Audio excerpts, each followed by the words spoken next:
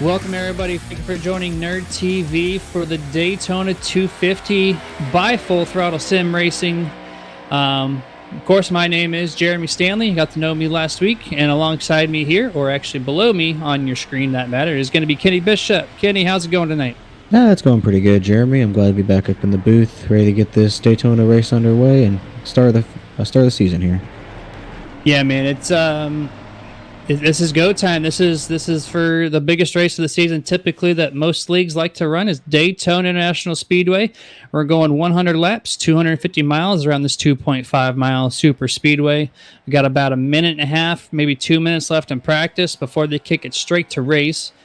Of course, last week we had the duels, which we had your front top two runners are going to be Brady Rafferty and Brody Hanna. They're going to be starting 1 and 2. And everybody else has been sorted throughout the field. They will preload, I do believe, into their correct positions at that time once the cars take the grid.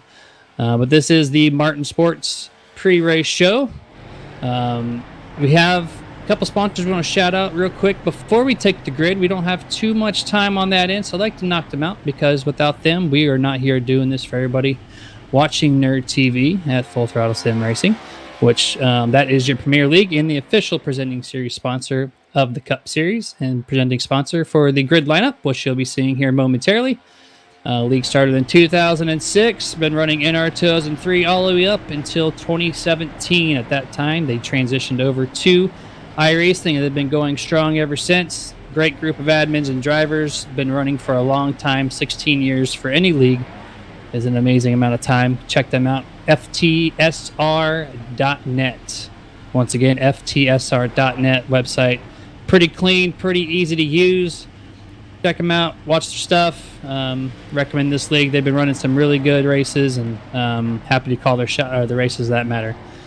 Sim Racing Points, the official presenting series sponsor of the Truck Series on Wednesday nights at 9 p.m. Eastern. And the official presenting sponsor of the official results, which after 100 laps, 250 miles, we will have that up for you later on. It's an all-inclusive league points management system that allows league owners and administrators the ability to completely track their league statistics and points with a simple upload. Sim Racing Points does not stop there. With the avid webmasters out there, they also allow creation of custom widgets for any league website to fully display points, results, and more.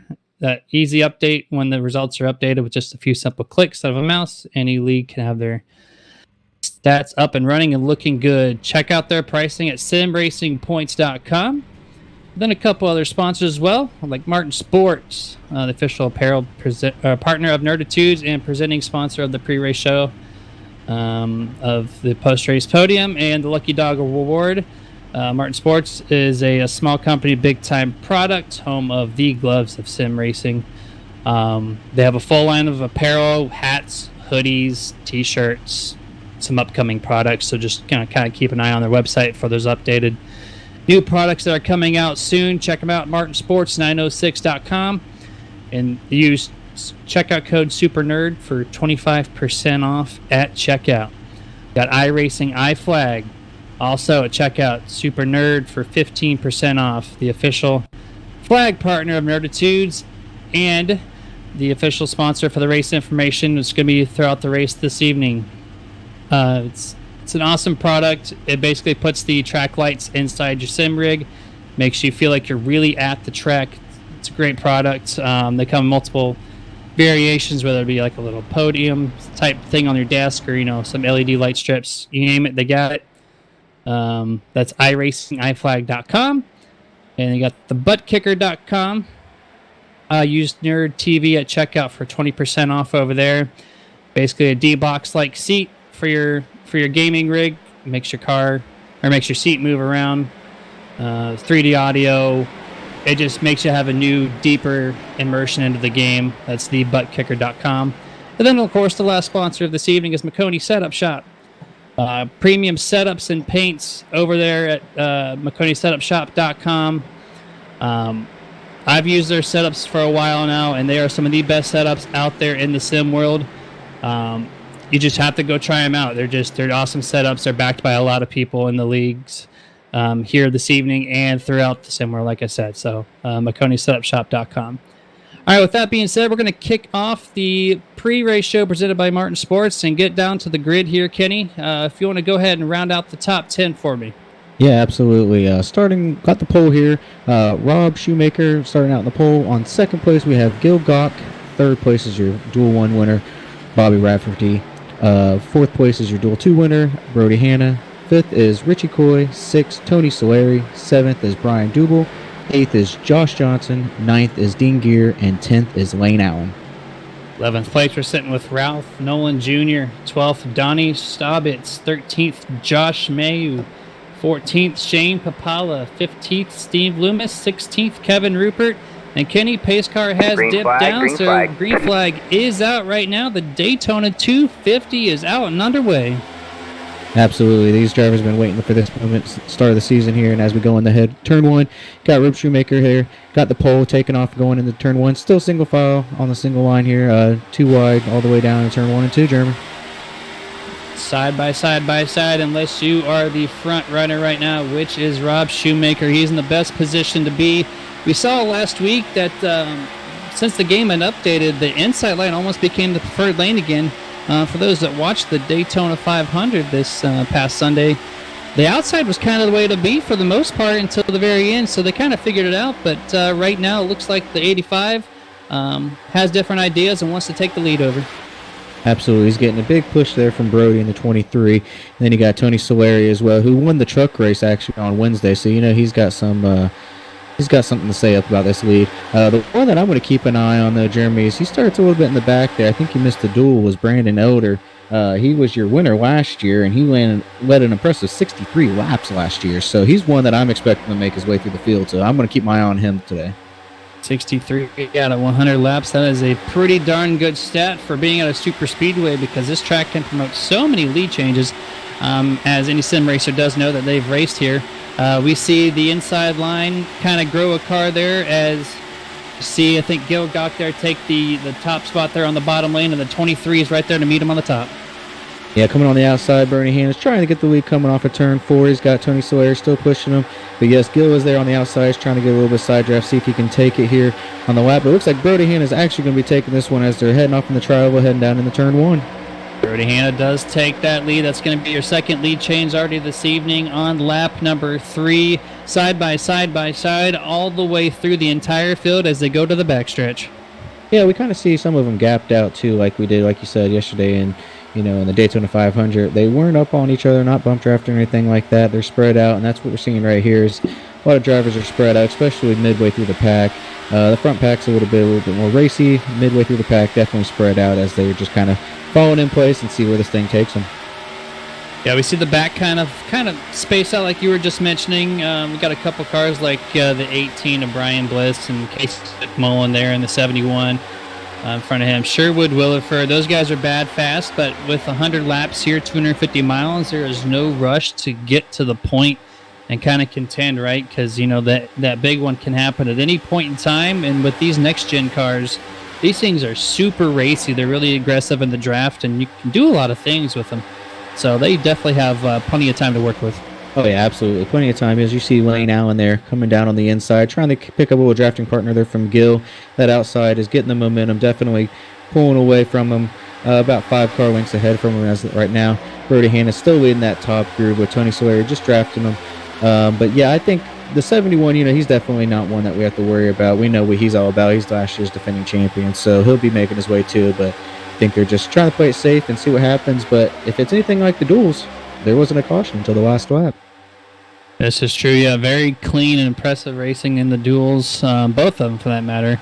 I'm watching the backpack, the back 5, Chris Beck leading that little pack. I don't know if he's fallen off the draft, so to speak, but they're kind of laying really low doing that Kevin Harvick style, where did you come from type scenario, or Dale Jarrett, where you kind of just lay back deep into the field, just kind of waiting very patiently, stalking everything, learning from what the drivers experience in front of them, which sometimes that's the best seat in the house. Absolutely. Just kind of sit back and relaxing.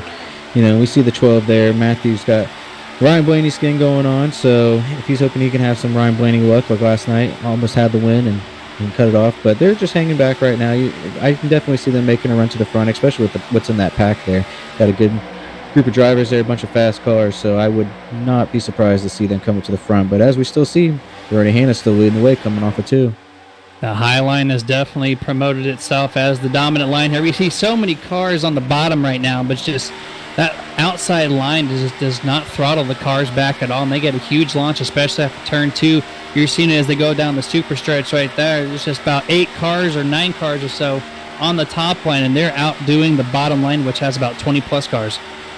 Yeah, like you were saying earlier with these updates, it's interesting to see which way it's taking it. One day it's going to be the low line, one day it's going to be the top line. As of right now, it's the top line. As we see one looking down to the bottom, he's going to pick up a little bit more help on that inside line there. So the top side just lost one. And I think we'll see that a little bit more. I think we're going to see some drivers kind of ducking down to the inside to see if they can maybe take over a run on the bottom side and take the lead. That was the 77 car there, Bobby, who won that first duel. So, he's definitely has what it takes to be up in the front. Yeah, Bobby Hafferty showing his steam there as he actually pulls the inside line a little bit with him. He's matched up to the 4th car or 5th car on the top side, trying to get anything possible, but that inside line, when it's open like that, it definitely is it really promotes itself. You really are tempted to go down there and try to make something happen. And right now, since Bobby has dropped down to the bottom, he is now side by side with the number 95 of Ralph Nolan Jr. and is on his way to the 19 as well. Absolutely. He's making his way up to the front. That top side only has 8 cars up there right now, so the bottom line definitely has the power down there. They just got to get a little bunched up. We see a little gap here between the 95 and the 89. That's kind of going to slow up that momentum there, but Bobby Rafferty is definitely making his run up here. As we see there, they're still just kind of picking away slowly, just picking off a driver by driver, but I don't think it'll be long till they're right there battling for the lead. As we see a huge run come, he's going to have a good bump draft here by the 90.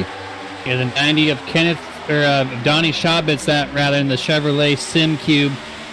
Really giving a good shove into turn number 3. And Kenny, when we saw the trucks this past Wednesday, is that turn 3, I don't know if it was the weather or just whatnot, but the cars seemed like they were dying off into turn number 3, and the outside definitely prevailed. But Bobby Rafferty definitely just kind of debunked that theory on us, and he is almost to the point there. Yeah, Donnie gave him that huge shove heading into turn 3 there, and Bobby just took advantage of it. And as he's going for the lead right now, as we see they're side by side, Bobby's got a little bit of an advantage. Let's go and see what happens when they come off for 2 here, see if that high side has that momentum like it typically does. But it looks like the 90 again is going to get a nice little run. Bump draft here is coming, and that's going to probably propel them. Yep, here he goes right here with a bump there. It's going to propel him right going into turn 3 as we head side by side, it looks like. Yeah, good drafting there by the 90 for sure. Looks like Bobby Rafferty did take that last lap. I think that's going to be our 4th lead change in about 9 laps. So it shows at this point that, it's going to be changing back and forth as these guys keep trying to learn these cars. They're still relatively new with the updates being brought out to iRacing. They're changing them up each and every week. And outside right now, Brody's back to the top spot. And, the outside's starting to show its steam again. Yeah, Brody's back to the top spot. He's bringing Tony with him, and it looks like those two are just going to be content kind of riding together. And you see the 19 back there. Those two, Brody and Richie, are 2 teammates. So if they get hooked up, watch out because they're just going to push their way to the front. As we saw on the duel night, Bobby took the win, Brody took the win, and Richie took that play win. So I think those two hooked up, they're going to be tough to beat. But had a lot of lead changes so far with just 9 laps. So I'm excited to see how many we end up with tonight.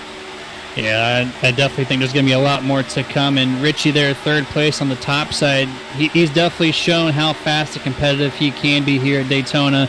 Impressed both of us here this past week. And that car's looking mighty fast today. And we see a nice little train, actually. The Ford Mustangs, top 3 on the high line are all Mustangs. And then the lead car on the bottom being the 77 of Bobby Rafferty, also leading. So the Mustang kind of showing their muscle early on.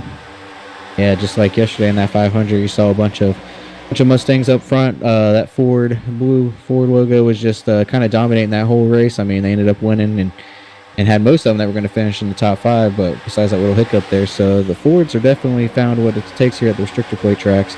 As we see the 19 of Richie Coy, he's looking a little low, but I think he's just trying to cool off his engine, probably from riding behind Tony there. But still, 2 wide, about 10 rows deep. As we head in, Brody's going to lead this lap again.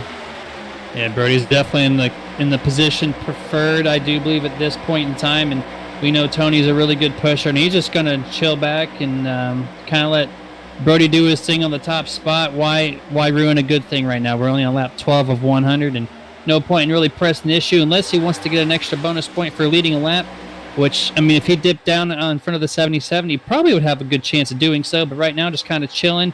19 dipping his nose a little bit there on the bottom. He's almost looks like he wants to go. He doesn't know if he has any friends. I'm not sure, but it looks like the car really wants to dip low. I was noticing the same thing on that 19 on the last couple laps, and I couldn't tell if he's just trying to cool off his engine or if he is looking to make a move. Like I said, if he hooks up with his teammate there, then those two are just going to be pushing each other the whole way. Tony in that 11 car right there behind Brody, I would imagine that he's probably just laying back right now, not worried about getting a lap because, like you said, it's too early, and why try to lead a lap now when you can try and lead that last lap and win the race? So I think he's just going to kind of sit back and wait, and I'm really interested to see when they're going to start making pit stops. I know last time on Wednesday when we were watching the truck race, there was a couple single-file trucks that came through. We'll see if any of these drivers noticed that and saw that it really didn't work out for them, and see if they come in a little bit more packs than they did on Wednesday. But I would expect, within the next 20, 25 laps, we start seeing some pit stops. Yeah, it was kind of strange how we saw a couple trucks dip down by themselves there on this past Wednesday, and I don't think that's going to be the case today. I think that we saw them get lucky and get back in the draft. If you do it, within a one-lap span, you can probably manage to get back in the correct pace in the big pack for the front. But I don't think that's going to be the correct call tonight, with this being the opening race of the season for the Premier Cup Series. And I think they want to be in the big pack, Kenny. I totally agree with that. I think there's going to be a lot more coming to pit road together when they start actually making their green flag pit stops. Keep them all bunched up, and especially with these cars. It's so easy to lose the draft in these cars. But as we see, we got a big run here coming from Bobby in the 77 with the 90 giving a great push in the turn 3. As they're coming in the turn 4, he might be contending here from start-finish line to get this lead as they have a real good run coming on the low side. Yeah, the inside line this past half a lap or so has grown some steam and is led by the 77 there, up Bobby Rafferty in the 90 once again of Donnie Schabitz, showing some excellent pushing early on. The 14 not doing half bad himself in that Mountain Dew Camaro as well. So they are now side by side. Brody Hanna's got some pressure by Bobby once again. And as they come off for turn 2, Brody's going to reassume that lead position by a couple car lengths here. He's got Tony Solari still riding right behind him with Richie Coy still in third. Those three just got it mapped down. They're just going to, I could see them riding this high side till green flag pit stops. And even after that, I think they're going to ride that high side as well. As you see the 77 Bobby's kind of dropping back a little bit, but he's getting another run here. I don't know if he'll be able to pull it off. Like last time he was a little short, but as you said earlier, that bottom line is growing in numbers. As long as they get bunched up a little bit more, though, they'll definitely get that run going as they head off in the tri-oval and head down to turn 1. Yeah, we're on currently lap number 16 of 100, and right now they're definitely at a stalemate here, so to speak. It still impresses me that the top side can do what they're doing right now. Hearing what the drivers had to say on Sunday after the Daytona 500, they almost feel like the car, when you have a sharper turn radius, the car just bogs down because I think it prefers a higher RPM than the Gen 6 car did. And so when they get in the middle of the corners here, that bog down, it happens just enough to where you lose that head of steam in the center of the corner. And when you get to exit, I think that's where the outside line is prevailing so much better. Yeah, you could definitely see it last night, and as you're seeing it right here, and I enjoy the high side. I mean, the high side, if I can do the high side anytime, I'll take it because it's just a little bit, more exciting up there. You got to fight the car a little bit instead of just painting that yellow line. So it's definitely got the speed when it's going on too, so that makes it a little bit more exciting. But I can see that high side being, the dominating factor here, and if you want to win the race, I think that's where you're going to have to be tonight. Yeah, I think I'm going to have to agree with you there. And some of these guys in the middle of the pack who's kind of just single filed on the low line might see that as an opportunity to maybe pass some of these guys on the bottom. But right now, like I said, they're just playing it safe, and we're only on lap 17, so no pressure here. Not sure exactly what the fuel window is, probably between lap 30, 35, I would imagine, somewhere around there.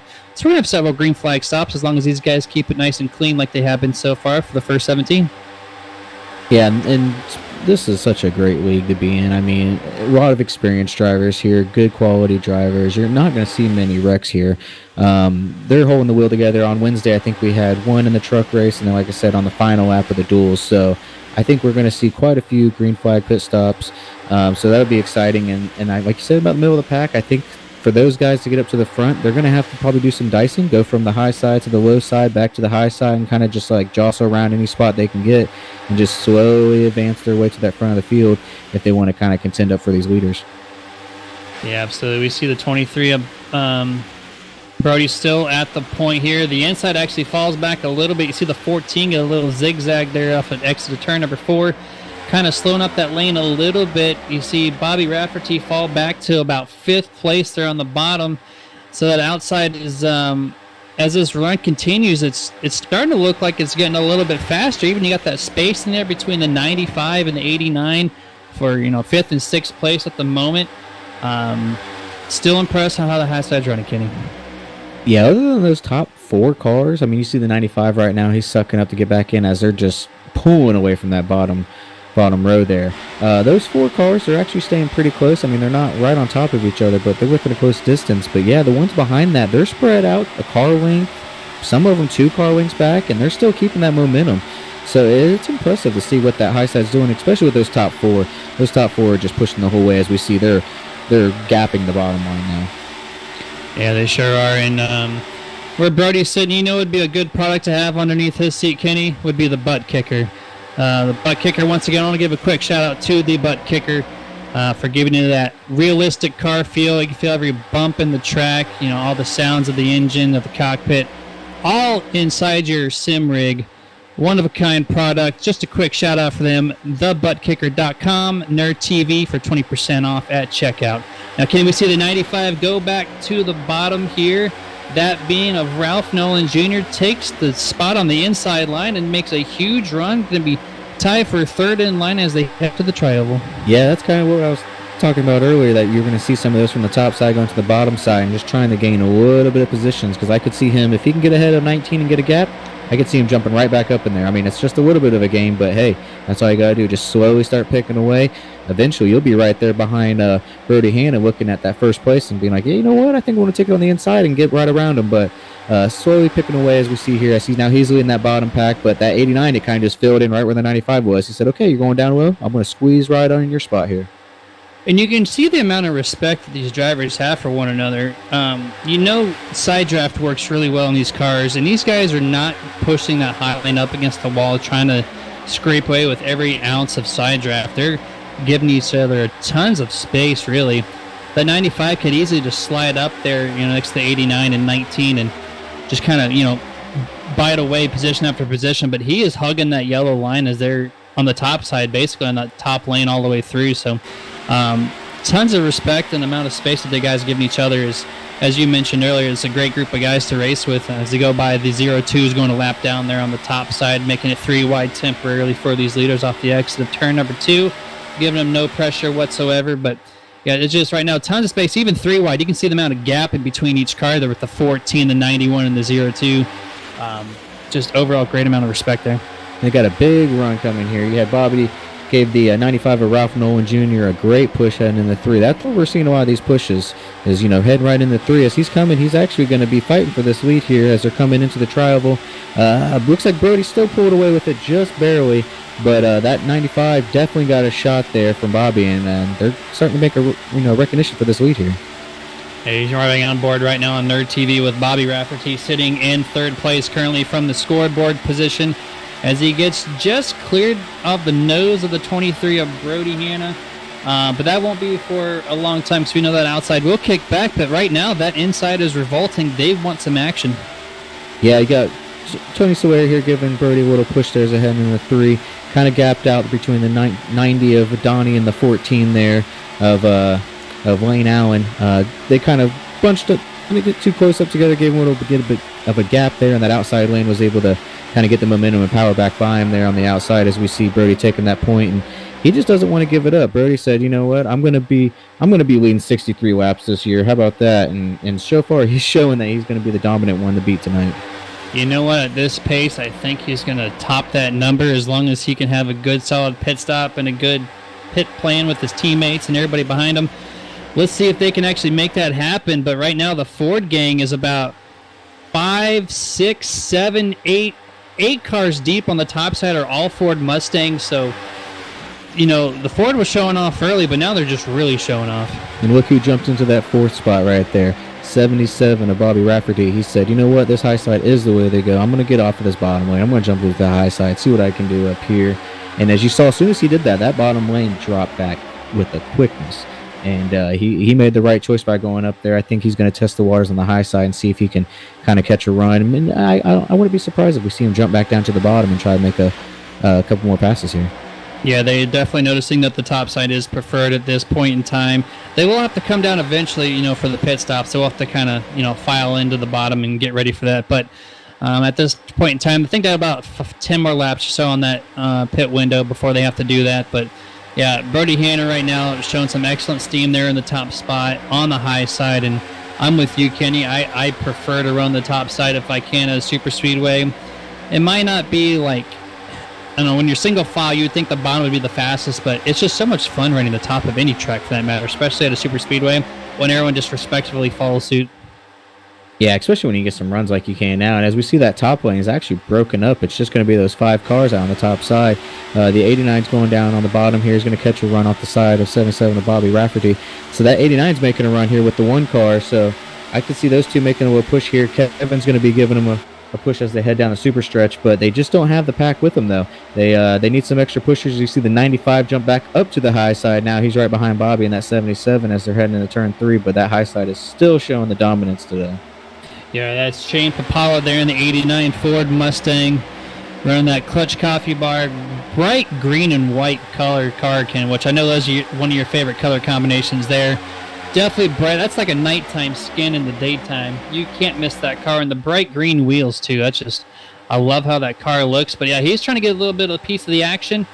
He's got the one directly behind him, also a Mustang pushing him as he can. You got the 91 as well as Kenny behind him is there for a little 3-car assistance, but that top side is just too much. Yeah, you know me, that green is definitely my color, as it is us nerds here at NerdTubes. We love that green. But yeah, that low side just can't get enough going. I think it's going to take a lot of, being in a solid group together, right up on each other, some good bump drafting at the right time to kind of take that point as they did heading into turn 3. They're getting that run. That bump draft in the turn 3 is the way it's at. I don't know if they need to get a little bit more side draft on it to kind of complete that run, because every time they get up to it heading into their tribal, they're right there at it, but they just can't seem to get past Brody. And if they do get past Brody, it's right after the start, and then as soon as that high side hits in the turn 1 and 2, he's right back off of him for 2. In Nerd TV, we still have the focus on Shane Papala, who does temporarily take the position over Brody Hanna there, but that top side on the exit of turn number 2 should show its strength here, which it sure does. Great run on the top. Brody Hanna and Tony Solari are going to clear the 89 of Shane this time, entering turn number 3. And the one giving him a big push of Kevin Rupert. We haven't talked about him yet, but that Ford Mustang as well, showing some good, strong speed there at the bottom. And shout out to the 91 of Kenny Scholes as well. I'm going to go back and see where he started, which was 18th place. He's worked his way up to 6th. He's doing pretty well for himself. Yeah, you would think Shane might be, kind of done with Daytona, as he's he's the front tire changer for Kevin Harvick. So he was just here yesterday racing in the 500, and he's like, you know what, I'm going to go race in this one. We couldn't bring home the win yesterday, but maybe we can bring it home today. He's really a specialty is on the short track, but he's kind of surprising all of us right now, because if you said that and you're seeing where he's at now, you'd be like, I don't know about that. So Shane's definitely a wheelman, so I think no matter what track he's in, what car he's in, he's going to be up there. But he's probably, after this race, he's probably like, I'm done with Daytona until we come back in August now. Yeah, the schedule still kind of throws me off too. But yeah, good call on him being a tire changer. But they had to exit the race pretty early for the long 500-mile race here. So maybe he wants to get like a little bit of redemption just for himself personally on the sim world and get himself a W, or at least a strong finish that they could not do yesterday. So right now he's currently running in 5th. He's going to clear the nose of Tony Solari here, and the inside for once looks like it might have a little something going. Yeah, and as we see as they come off of 4, Shane got that run. Shane's actually got a great push there by the 1 car. Kevin Rupert gave him a huge shove off of 2, and he's actually a full 2 car lengths ahead of the 23, which that's kind of impressive because Brody Hanna's been holding that point. But that inside line, it's just 3 of them down there, just those 3, but they're actually, pulling a little gap. But as we see the high sides getting that momentum, I'm going to see if, the 89 stays down there with the 1, or if he's going to jump up with that high side. Just a little 3-car setup right now. Shane Papala leading the way on the bottom. He's going to lead himself a couple laps here and going to try to spoil Brody Hanna's idea that we gave him of trying to lead the most laps compared to last year at 63. He's got the 1 and the 91 behind him, and they're actually pushing really well, which has enabled them to run to the bottom. And then we see some cars too. We got the number 90 in that Chevrolet SimCube, Chevrolet Donnie Saubitz as well. We've seen him pushing pretty well early on, and he's at the point, if he can get sucked up back to the bumper of the 91 of Kenny, I think that's going to even further help his inside line that's got a really good momentum right now. Yeah, Donnie and Lane Allen, if they can hook up there and kind of bring this pack up to that top 3, then they can definitely roll. But that top 3 is just so linked up together that they're just keeping their own right now. They don't need anyone else with them. Those top 3 can just kind of motor by. As we see, they have definitely gapped Brody there on the high side.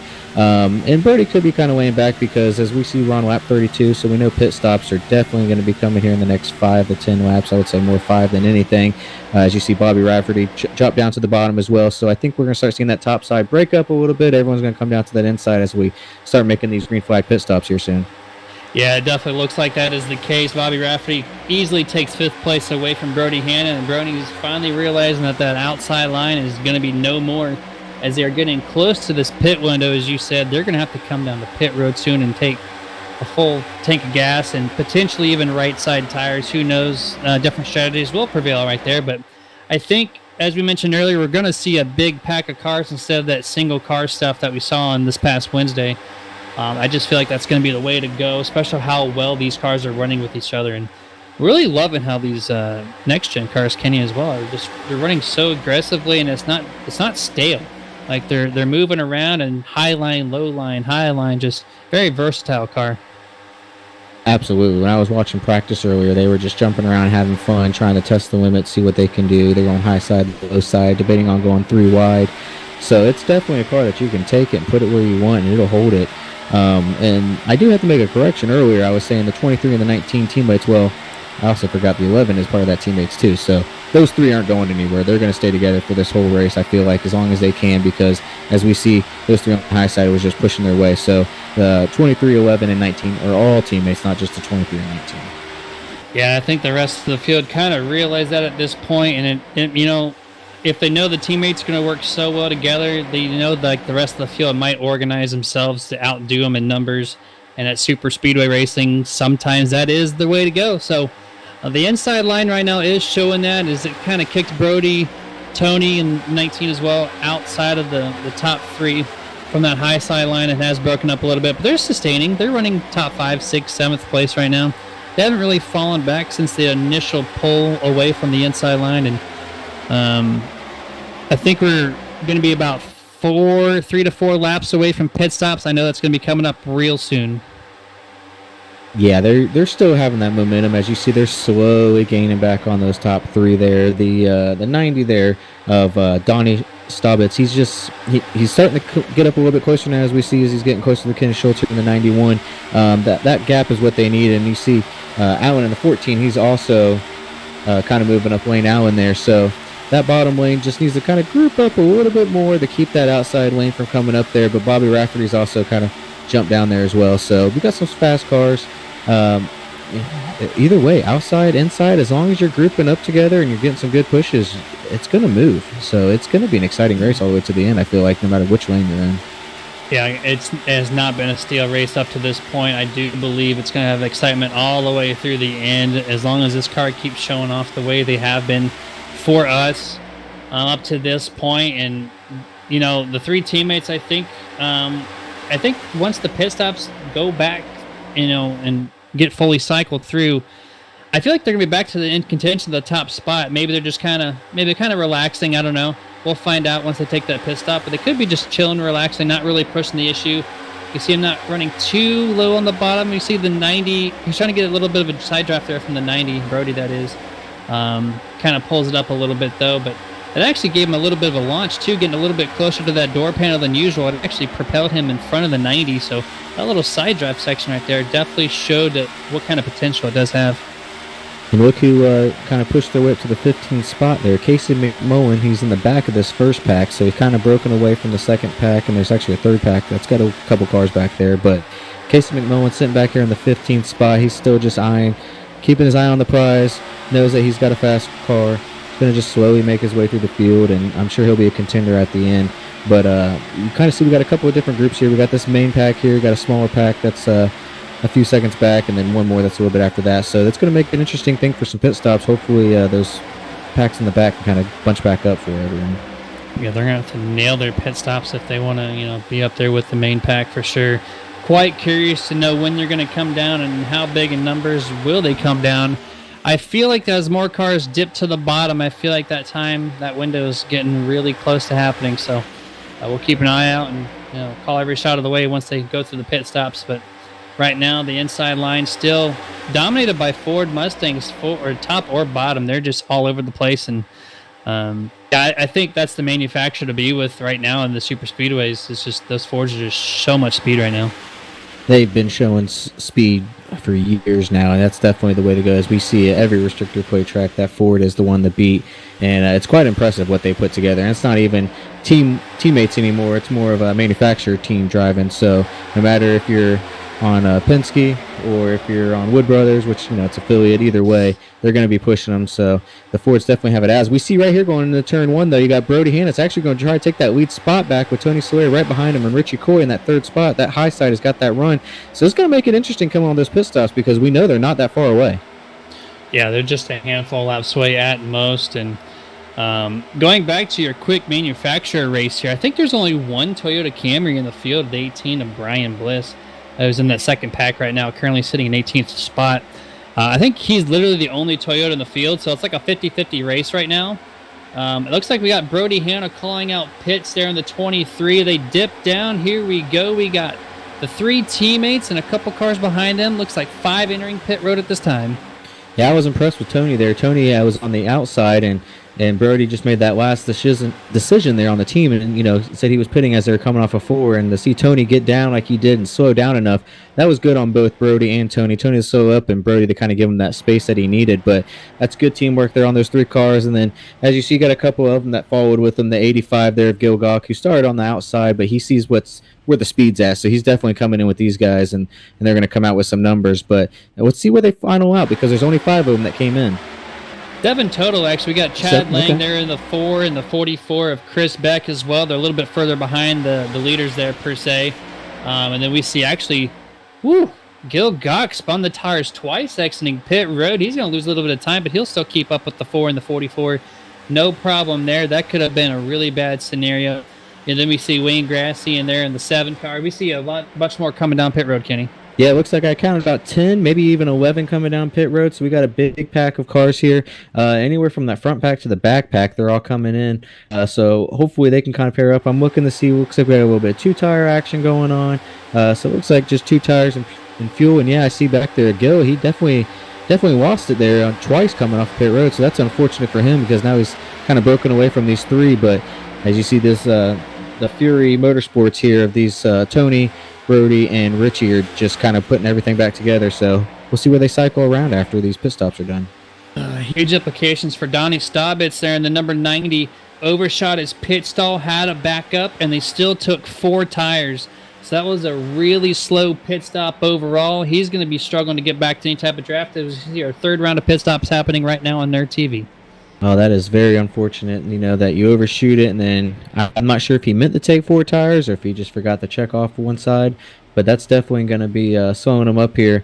I'm still got the eyes on Tony and Brody here, and they're just drafting themselves around the track here, slowly picking off everyone that's coming off a pit road as they're going around 2 more cars here, the 77 and the 1. What you got, Jeremy? 71 there. Casey McMullen in the grass there. He exited his pit stall, spun the tires like we saw Gil Gawk do. Didn't really lose too much time, but it's enough time where he might lose the tail end of that pack that he came with. So another driver having some issues with spinning the tires. I mean, this car has a different amount of horsepower, and it's a new car, new feel, but 2 cars with professional drivers in there essentially, having some gas pedal issues with the tire not sticking to the racetrack, trying to get out of pit road. Absolutely, and as you were saying that, as he was coming off the pit road, you saw what pack went behind him, and that's that Fury Motorsports pack, and I mean, they went by him in a hurry. so he is definitely going to be falling back. As they were going by, I saw the 51's looking like a modified out here. He's missing his hood, so something happened with him. I don't know if he got into a little tussle or something with another car, but he's got some damage on his rear end. He is missing his hood, so him repeating this race is going to be a very hard challenge for him, unfortunately. Yeah, I'll take a quick look and see what happened, and it actually looked like it was just an iRacing kind of glitch there. He barely tagged someone on the nose or on the rear end, and it just kind of knocked his hood out. Kind of like almost you saw on the 500 where, some parts were just breaking randomly on the cars. Well, it looks like his hood just randomly broke with a light touch to the back bumper of one of the guys there in turn number 3. It looks like it would have been the 55 in that Hardy's Camaro, but yeah, so nothing like major there. His nose is pretty clean. His hood just flew off for some reason. That's kind of concerning, but it doesn't look like it's affecting his performance, though. No, he's sucking up pretty good there on Casey McMullen in the 71, so I like you said, I don't think it's going to bother him at all. It is kind of strange that it did that, but it doesn't seem to be slowing down his performance, so that's good news for him. He's sitting back there in 19th in the second pack. You see right there in 71 who had that costly mistake there, spinning, getting off his pit stop. Then right ahead of him, you got the only one Toyota in the field. You got the Reese's Pizza Hut combo. That says you all over it, Jeremy. And then, as you know, kind of looking through the field, we got the main pack back in the front. Of course, who's leading other than the 23 Brody Hannon. All right, back to the point he is, and you know me about Pizza Hut for sure. But as these guys get fully cycled through the rest of the way, we're going to take a quick commercial break, give some shout-outs to some sponsors, and we'll catch you guys on the other side of these.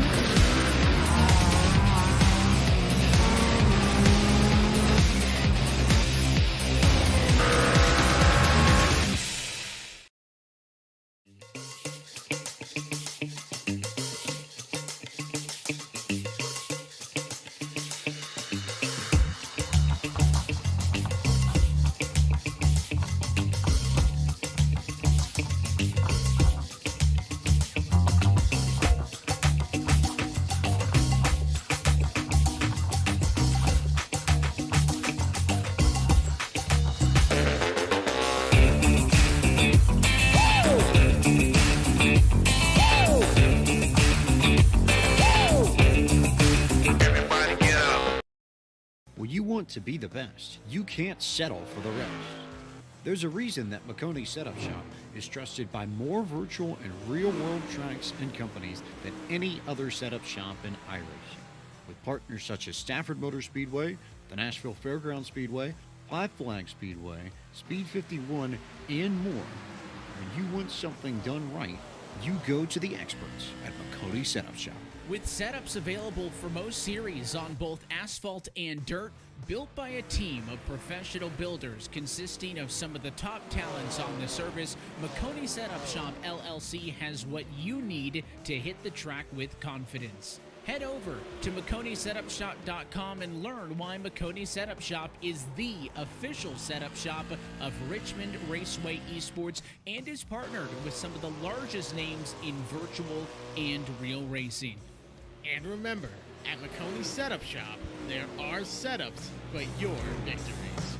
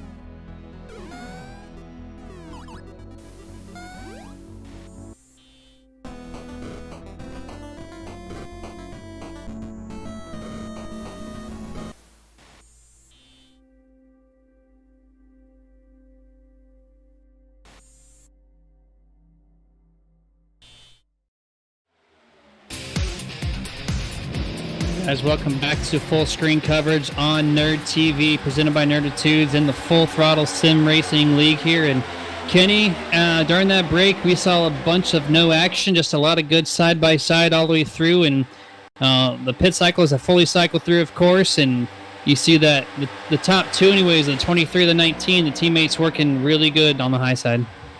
Yeah, during that break, you could see the 77 there, Bobby Rafferty, kind of broke up that Fury Motorsports right as we were hitting halfway with this race being complete. So they still got him right there. Tony's still right behind him, but they broke up the top three. Still have Brody and Richie still leading the point. But the 89 on the bottom there of Shane, he's still fighting along. He's got Chuck Sweetening right behind him, so they're still trying to make that bottom side work. And it's been fairly close. Like you said, not too much action, but it's been fairly close, on the inside, the top side lane. Yeah, we haven't talked much about Chuck since the drop of the green flag, if at all, but he's been one of those drivers just kind of been chilling in the back half of the field, since the drop of the green flag. And here we are on lap 51, officially halfway through this thing, and he's found himself in the top five, putting himself in a nice position here, being one of the lone Camaros on the bottom here, outside of the the 14 that are a few cars back. Yeah, and you see Josh Johnson, the 57. He's in the back of this lead pack as well. And then you got the 2, which was your pole setter there, Rob Shoemaker. He's still sitting in the back, so they're kind of just chilling back there. But yeah, a couple fresh faces up here. It's nice to see him kind of jump in there after those pit stops. I'm waiting to see what happens. Unfortunately, I think those other packs are just a little bit too far back. So good racing might not be good for them because they might need a yellow to get this thing bunched back up. But as we see so far, green flag's been out the whole race, and that might be how it ends, the way that everything's going. Yeah, the third pack has a decent amount of cars. If they can kind of get nose to tail and get back up, I think they're about 10 cars deep, if I'm not mistaken, or close to it. But then you have the 4 cars all by themselves, led by Brian Bryson and that lone Camry. I think he's actually going to be on the draft here, the 57, Josh Johnson. One of those other drivers just kind of been chilling, not really doing too much, just kind of hanging out and kind of feeling things out as we're on the back half of this thing. But I think Brian Bliss does have a little bit of his draft. It's hard to tell. Of course, I'm not in the car. I don't see the RPMs and everything, but if they keep running the low line, nose to tail like they're doing right now, you see the 33 in that bright green Pizza Hut Camaro, he keeps pushing that bumper as hard as he can, they might have a chance to get back up to those leaders. Yeah, it does look like they're slowly creeping in on them a little bit, which would be nice to get these 4 packs up in there. As you see, these 33 and the 18, though, they are working great with that bump draft, and they're just trying to slowly push their way back up there. So, and then you got the 47 back there of Ryan Hedrick. Here comes the money. That should be the money team logo right there with the money on the side. But he's hoping at the end of the race he's going to be the one that's saying, "Show me the money." But that 4-car pack, they do look like they're slowly gaining. Like you said, it's hard to see with no RPMs, but looking on the Nerd TV, seeing that front pack slowly starting to get bigger and bigger, I think they are moving up a little by little. 33 is Sherwood Williford. We know he's a really fast guy here, and they actually, going by the telemetry, they gained a 10th that lap, so they're only 2.5 seconds back of now Rob Shoemaker, who's currently sitting in 13th place. And so if they can pick off a 10th here, a 10th there, by the time they're about 1.5 away, they should officially be in that draft bubble, and they should be able to suck up cleanly. So as long as Sherwood keeps doing that excellent drafting with Brian, they should have no problem doing so. And then even further on back behind them, you see the third pack here, and it's getting led by Casey McMullen in the 71, and then the 51 of Brandon Elders actually pushing him along too. So they need everyone else to kind of bunch up and get a little bit closer, but they can probably catch up a little bit. Time will tell. We'll see what happens. But those two, the 51 and the 71, they're definitely all over each other, trying to kind of get much ground made up as they possibly can. Yeah, for sure. Right now, Brian Bliss and Sherwood Wilford, going back to them, they're 1.6 back of Rob Shoemaker at this point. So they are so close to getting to that draft bubble, which they desperately need to get back. At least, give themselves a shot at doing something if they can get up there and make a good run. They're working really well together, so this actually might set them up for a pretty solid ending of this race if they can group up like this and be single file and know how they feel drafting one another. That might actually give them a nice group, a good advantage getting up through the field, and maybe potentially top 5 at the win. Yeah, and as we look ahead to the group up here, you have the 91 of Kenneth Schultz and the 2 of Shoemaker. They look like they're making a little run on the high side, but kind of died off a little bit. I'm waiting to see what this pack does, this 4-car pack behind them that's slowly gaining on them. I want to see if they take that momentum and just jump to the outside, or if they're going to keep it low. I could totally see them jumping to the outside and kind of adding some more numbers to the outside pack, because I believe right now we just got about 5 of them up there. So depending on how much of a run and where they catch them, you could totally see them jumping up to that high side and just kind of carrying that momentum up there. Yeah, the high side right now is, 5 cars deep, and they're making some gains here. As we see Shane still leading the point there on the bottom. Just kind of been stagnant in a way. Kind of just nice, healthy, easy-going pace right now. No one's really making moves. Maybe a car up or down once in a while, but for the most part, just nice and steady. Teammates working well. I'm kind of curious to see how Tony Solari is going to be getting his himself back up to his 2 teammates in the 23 and the 19. I know he's 1 car away from being nose to tail with his 2 teammates, and if he has an opening there on the bottom, if the Highline can get enough steam, maybe he'd be one of those cars to quickly jump in front of Shane and then propel himself back up to the top side. But right now, him being 3 cars deep on the bottom, I don't think he has a chance to do it at the moment. But that window might open up eventually. Yeah, that's one of the moves I'm looking to see, because it's definitely not one to consider doing, because if he can jump down to that inside lane, even if he picks off the 77 of Bobby there and just kind of gets back into it with his teammates and they're all running 3 together, it'll definitely help one way or another, as we see they're coming up on a lap car right now as they take them on the low side. But that top part still has 4 strong ones. 95 is kind of laying back, but he's going to be making himself. But as we see that backpack, they are actually starting to catch this one right now, as they have actually caught the 51 there of Josh Johnson, or sorry, 57 of Josh Johnson. So they didn't catch the run that I thought they would, but they are back with this main pack. Yeah, they kind of just ease their way behind them and just kind of keeping it single file. And with about looks like 41 laps to go at the line, there's still not too much pressure to go, as they have one more green flag stop. That first green flag set of stops happen around lap 40, so that fuel window is about 40 laps. So around lap 80, as long as they keep a green flag, they have that last stop to go, and then they'll have a 20-lap shootout essentially after everything recycles, and that's where it's go timing. Make up all the ground that you can. Yeah, and I'm interested to see if there's going to be any teammates here that's going to try and do a little short pit, just nothing too crazy, but a little bit shorter than they did last time. As we saw, the Fury Motorsports executed that plane perfectly. All 3 of them came down. They had a couple other ones that came with them, and it definitely paid off because they had the momentum going. They're back to the front. So it'd be interesting to see if those 3 cars come down a little earlier than before and kind of shake things up and change the strategies of some, or they might just ride it all out to lap 80. I mean, yeah, I think at this point in time, you just kind of have to, 20 laps before you go down the pit road and do what you got to do in the last stop. Make sure you got your tires unchecked, or whatever tires you are going to take. I know with enough fuel, taking 2 tires does not slow down your time at all, so at least 2 tires and fuel. I probably wouldn't do 4 tires just to be on the safe side, but other than that, though, yeah, they're just in cruise control right now, just kind of way in and out, so to speak. And this group of field of cars is going to be way different after the pit stops and fully get cycled through, because that's where it's go time, and you might see a little bit of through-ride action, which we have not seen. 71 just got turned into the outside wall. Quick to the 51. Big, looks like 3 cars here. Caution is out on the speedway. We're going to figure out what exactly happened with that wreck, as we see on Nerd TV. Case McMullen, one of those cars that are deep into the inside grass. We're going to see on Nerd TV additionally what's going on, but that could have been huge. Yeah, I switched over right as that was happening to see what was going on, and it looks like they were trying to do a little bump drafting and just accidentally hooked him into that outside wall. But here on their TV, we'll get a good look at it here. We're seeing it right now. The 12 just got into the back of McMullen and turned him right into the outside wall, and that sucks, man. Casey McMullen's such a fast car, and he was just kind of being one of those guys hanging out in the back, and just unfortunately with a wild bump, things just went disarray and collected a couple of good drivers. Yeah, that is unfortunate. That is what that backpack was looking for, was a yellow flag. Unfortunately for Casey McMullen, he was not looking to be the reason for that yellow flag, because definitely is going to have some damage to that car. Hopefully it doesn't slow him down too bad, but he did he did take a nice little shot there into the outside wall. With a 51, he also, I saw him spinning around there.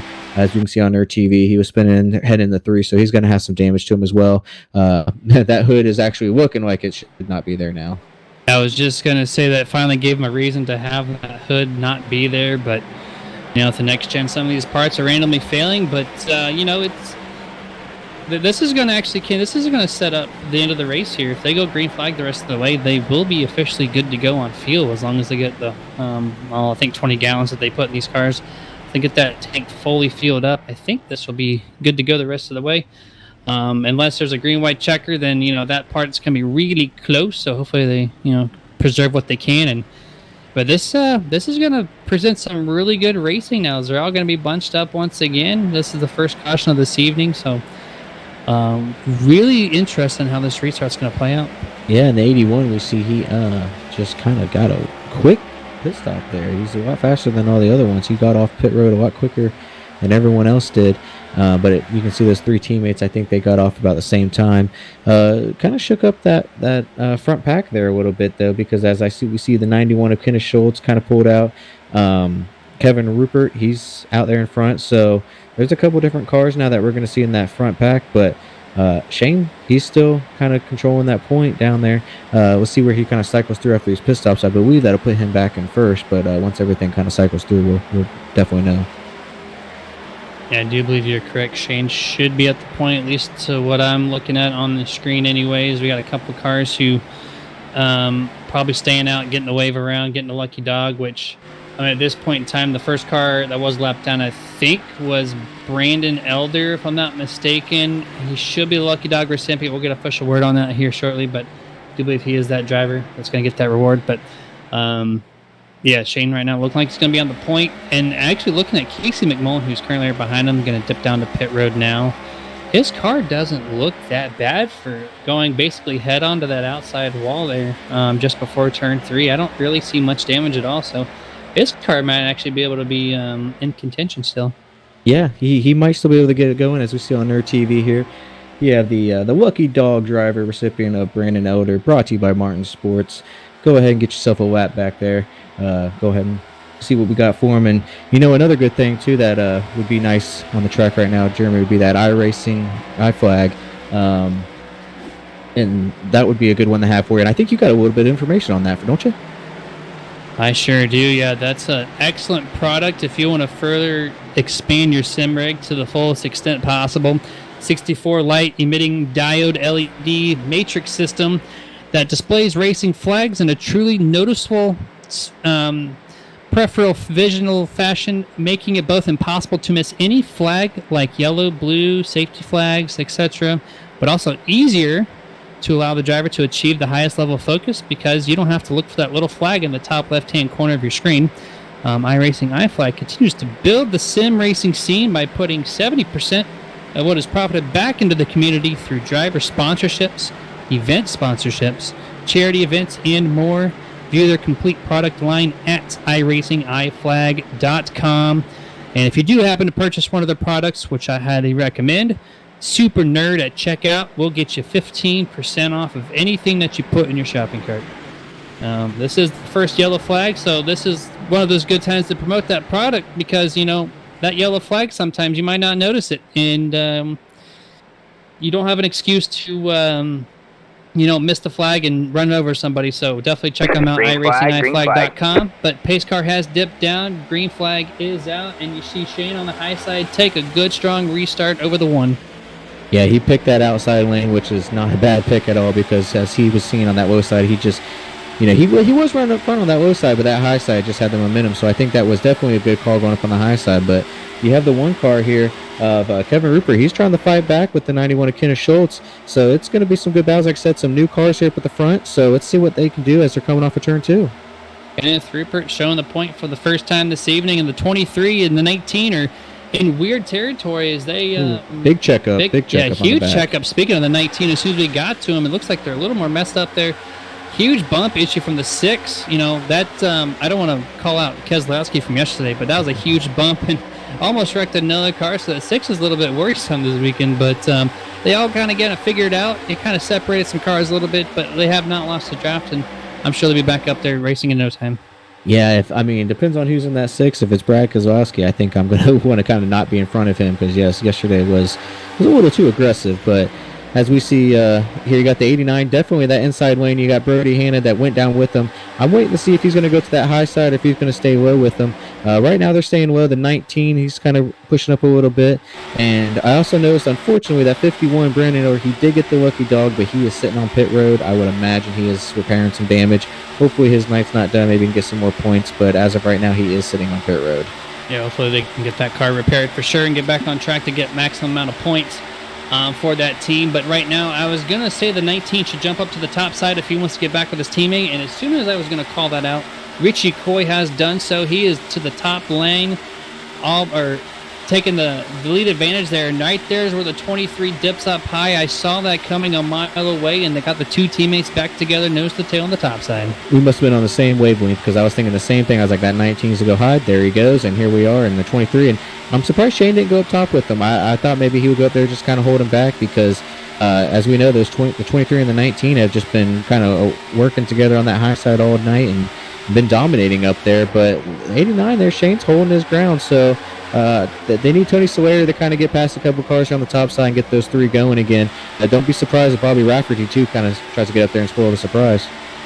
Yeah, the only thing I can think of that why the chain stayed at the bottom of the track and not go up to the top with Brody is that he has been running with the one for the most part of this race on the bottom side, which they have grown to be very comfortable with. So I think just kind of keeping it comfortable, they know it can work.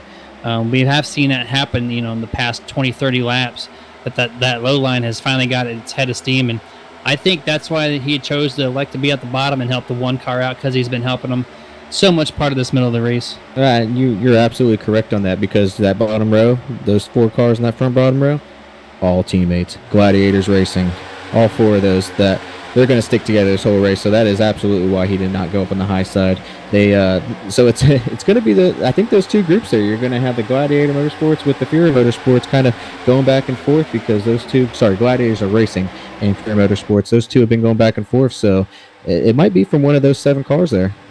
Yeah, you can't miss that team name. It is planted right on the bumper bar there of the Mustang spot where the Mustang text would be. And in strength and numbers, that team's got it covered. We see Tony Solari is just a couple cars back of being with his teammates, but that's how he's been the past 20 or 30 laps. If he can get back up with his teammates, that might be the difference. But right now, actually, the 23 and the 19, Brody leading the way. The high side has finally gotten that steam again, and I don't see them shifting lanes right now to the bottom. They might see a couple cars. We see a gap there on the top side, which we see the 77. Brady does go back to the top side just like that, kind of putting a little extra steam there on the high side. Yeah, 77, Bobby Rafferty, he saw that opportunity to jump to the high side, and he definitely took it. As we see Tony Solari, he's kind of pushing his way up, almost cleared the 89 there, Shane. Didn't quite make it, though, but they are going to make that run back on the inside. But teammates is going to be the way to go. I think to kind of have a strong finish here, you're definitely going to have someone to push you.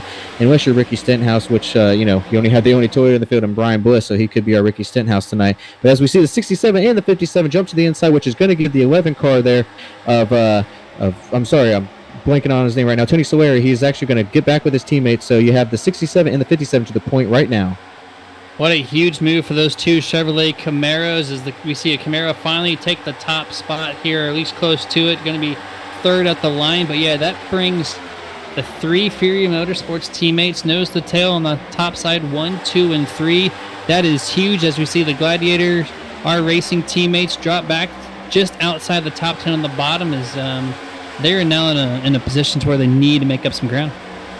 Yeah, as you see, Josh Johnson and James Wallace there at Boomerang Motorsports, they took to that point, but that's nice of them. They got their teammates there. They need to get the 47 down there. They'll get a bunch of 3 of them. Kind of these teammates are coming together, but that might have been the worst case that could have happened, is to go down low and you let that 11 of Tony Solari just kind of merge together with his Fury Motorsports teammates there, because once they get hooked up, they're going to be hooked up. They're not going anywhere. And like you said, we should be ending this thing on a no fuel, no pit stops if it goes green the rest of the way. So it's going to be interesting to see what happens. I'm looking to see what happens with the 47 there on the high side too. He's got to see if he gets an opportunity to drop down with his teammates. Yeah, that caution that we had was just a bad bump gone wrong there on the backstretch. He was trying to get everything he could and just too much to the right rear side. But outside of that, the racing has been impeccable. It's been amazing to watch. And I don't think a wreck's going to happen virtue of the race. Or the wreck's not going to happen virtue of the racing out here. If there's anything, it might be another one of those situations. But outside of that, we see the 67 and the 57 actually go left and right of each other. It's going to slow down that inside lane even more so. It's going to allow, like the driver like the 47 of Ryan Hedrick to kind of clear the 57 and 67 right here on the exit of turn number 4. We got about 6 or 7 cars on the top side. 47 drops down. Ryan's going to try to make a good run here. Big check up there by the 67, 57. The 89 of Shane went up high there to kind of avoid it. The low line has no momentum right now. The 47 did clear up down to get in front of his teammates, but as you see, they're so far spaced apart. That high side is just going to actually just take off real bad from that low side. We're going to have to see some drivers on that top side jump down to the bottom if they want to contend on that bottom side. But for right now, that top lane is just becoming more and more of a single file lane. It really has, and we see some of those drivers that were in the top 5 just a few laps ago, like Kevin Rupert back there, currently in 14th place. We see the 91 of Kenny Scholes in 16th, and those guys have fallen back quite substantially just because that inside line broke up so massively in just a few short laps. So that really is going to put the 3 teammates in the front, 1, 2, and 3, in a really strong position to get something done as this race ticks down with about 27 laps to go. And that's how Daytona is sometimes. You're running second and the first on the inside lane. Next thing you know, there's a big checkup or a little bit of shuffling around, and next thing you know, you go from first to 14th in just a matter of seconds. And sometimes that's how it happens. But we got a little bit of pushing here by the 89 of Shane. I thought maybe we were going to have another incident of a turn on the inside, but Jeff held it together, kept it straight, and that inside is trying to get some momentum coming back now. As we see, they're slowly picking some people off. Now they got some ways to go, but they're slowly bringing that momentum back on the low side as they're going below a lap car here. That's the 71 of Casey Whoa, we got a little touch here as they're trying to avoid Casey McMullen on the high side. That's unfortunate for him there that he's going to be falling back on this first opening race of the year. It looks like Gil Gok just got a little loose. I'm not sure if that was by virtue of a bump there off the exit of turn number 4, but that car shot down to the bottom into the 89 and gave him a little bit of a door slap. You see some right front fender damage on the number 89 of Shane Papala, and I don't think that's going to cost him anything. We saw Bubba Wallace last night in the 500 have no right front fender whatsoever, and he was doing just fine. So have a little bit of a crumpled up fender should be okay. We saw the 51 earlier, and still without a hood. He was running up in the pack, so I think he's going to be okay. But you see the inside line, that Toyota of Brian Bliss, he's finally in position here, just cracking the top 5 for the first time in that lone Toyota Camry. Going to be led by the number 90 and that Sim Q Chevrolet Camaro of Donnie Staubitz, and the 55 of Jeff Brayton as well. He's a couple of names that we haven't talked about, trying to make something happen here late in going. Yeah, the 18, kind of like we were saying earlier, he's our Ricky Stenhouse of Daytona today. He's got no teammates with him, but he's charging his way up to the front now as he sees he's bringing that bottom line, kind of bringing that momentum, trying to get everyone up there with him. Impressive thing with him, too, is he runs off of hand controls. He does all of his gas and brake off hand controls, so he's not actually using a wheel and pedals. And for someone that's doing off of hand controls like that, he's doing a pretty good job, running a good race right now. I think he's sitting back in 6th right now, powering that inside lane. It's crazy to me how smooth he's running right now, being on something that's not a steering wheel per se. I could not figure it out for the life of me. I guess it's just me being so used to the steering wheel on a computer. It's really foreign. But if it gets the job done, it gets the job done, right? No complaints there. He's definitely performing well with it. So if it's not broke, don't fix it, right? Exactly. I mean, if it works for him, I'm with you. I used to do that back in the day on the PlayStation 3, but now that we have wheel and pedals, that's definitely my choice to go with. But he's definitely holding a steady lane. If I didn't mention that, I would not have, wouldn't think that he's not racing on a wheel and pedals the way that he's holding a steady line. But that inside line, though, I don't know if he's having some issues kind of getting it going, if he's not getting the bump draft that he needs kind of heading into 3, but that inside lane is just not having the drive and the momentum going on right now. They're slowly gaining, but they're not gaining like that inside was earlier in the run. Yeah, Staubitz is one of those drivers we saw earlier on that he knows how to push someone up to the front, but the strength in numbers, we see the 14 actually dip down Lane Allen there in that Mountain Dew Chevrolet Camaro. He's going to try to get a little bit of action to kind of help that bottom move up through the field if he can. But we've seen 5 or 6 cars maintain. Nope, the 90 tried to squeeze in front of the 89, does not make it happen. He's going to lose a few spots as well because of that move. See if he dips to the high side. He does go to the high side, blocks the number 1. It's going to slow him up just a little bit of Kevin Rupert. All said and well, back to 2x2. Yeah, I'm glad that he didn't try to push that a little bit too much when Shane was going on the outside, because that could have been disaster for that pack wreck, especially right in the middle of the pack. So good call on him not to kind of push the issue, just let him go by, then squeeze up in front of the 1 there. It slowed him down for a little bit, but that outside momentum just picked right back up. So good call there. Let's see if we can get the 14, though, of Lane Allen to get that low side going. Bobby Rafferty, he's up there as well. I wouldn't be surprised to see him jump down there and try to lead that inside as well, because those top 3 aren't going anywhere. They're going to be there. They might battle for the end like we saw last night with the Penske crew. But here comes the 14 right now on the inside as they're heading in the 3 and 4. Let's see what happens here on the top side. See if we have any takers that go with them. We've seen Rafferty do it several times already. Shift lanes to whatever preferred lane is going to be the fastest. And Bobby has to know those 3 teammates are not going to let go of each other. So the only way to make a move, I think right now, Gil Gawk into the wall there on the end tri-oval. Slows down his car. He's still going to maintain draft, but it's going to put him all the way back to close to 20th position. He's got a lot of work to do, as we're only 21 laps away left in this event in the Daytona 250. But Bobby has lost that gap there at the moment on the 14 of Lane Allen. If he wants to make that move to the top spot, as I was just saying prior to that, he needs to shift down to the bottom, because those 3 cars up front right now are not going to let go. Yeah, that was a big mistake there by Gil. And Gil, actually, he's going around right now. Turn 3. Ooh, big wreck. Right, a couple cars. 37, 57, 17, 85. I'm not sure what Gil was doing, if he was trying to get back in line or what, but he definitely came down and disaster happened right there. It's a tough break. Yeah, we're going to see it here on Nerd TV here just shortly, but yeah, I think he just pinched off the 2 cars below him, the 91 and 44, but we'll get a clear-cut option here in just a second. It comes down, looks like from that rear view camera, just into the door, the 91. The 91 got sandwiched with there in the 44. There's nowhere to go at that point, and then we said, 57, Johnson, heavy impact to the outside wall. 37, massive nose damage. His bumper's actually gone.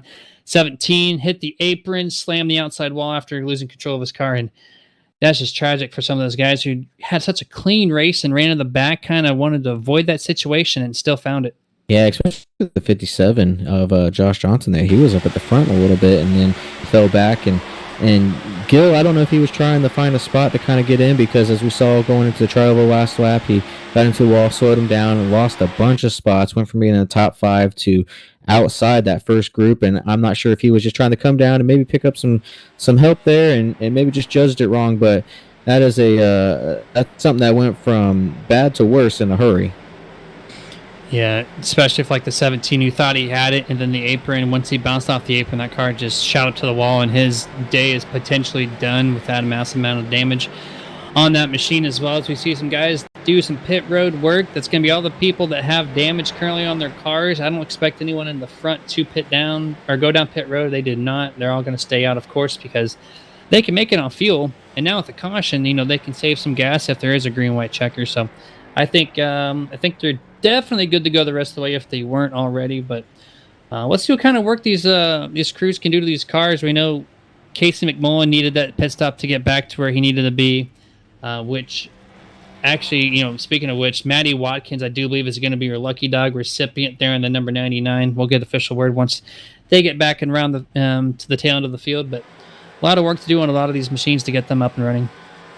Yeah, I wasn't expecting some of these top ones to come in, because we are under 20 laps to go. This race is coming down to the end, and you're definitely not going to be getting up that track position right now, especially if you can make it to the end. It's just seeing some people coming with repairs. So it'll be interesting to see what happens. I'm going to say the 23 of Brody Hanna is going to definitely probably take that high side, and then we're going to see what happens kind of with the 19, if he's going to funnel in behind the 11 or in front of the 11. But one way or another, those 3 cars are going to try and get together. The 77 though, Bobby Rafferty, I can see him kind of trying to spoil his party. So he's one that I'm going to keep an eye on these last 19 laps. Yeah, I'm there on your boat for sure. I think Bobby's got something reserved for these top three cars. If anyone's going to do it, it's going to be him. We see the 14 getting stronger and stronger as this run pursues on, and I think them two, if they can get a really good launch and get a good solid pack there on the bottom, they are going to have a really good chance at spoiling the fun for the Fury Motorsports Ford Mustangs. Yeah, there's definitely a chance with those when they get going because, like you said, the 14 of Lane Allen's just been showing more and more speed throughout this race and just becoming a stronger car. The 18 of Brian Bliss, the only Toyota out here, he's showing a strong run too. He's like, I don't need any teammates, I can do this by myself, but if anyone wants to help me push, that'd be great.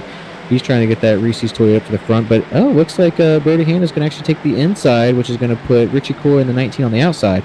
So I'm waiting to see what happens here, if the teammates are going to try and bunch up or if they're just going to go as it is. But we might see Bobby kind of punch up with that 11 and not let the 19 down.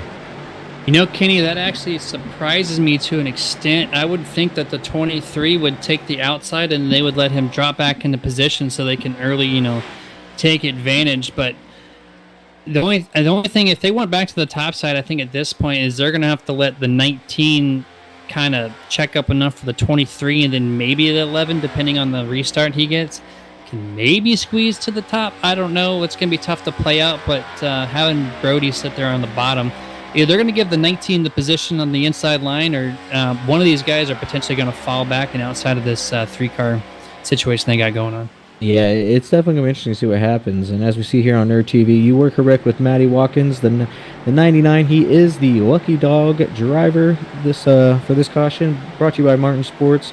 So he can go ahead and gain himself a lap back and try and gain as much positions as he can. But it'll be interesting to see what happens in these last 17 laps once we go green. I'm really looking forward to this restart. This is going to be an interesting one here. Yeah, this Durlast GT Ford Mustang of Brody Hanna is ready. He is waiting for the green flag to drop. Pace car dips down. Green flag is out, potentially for the last time. We're going to have 17 laps to settle this thing out for the Daytona 250.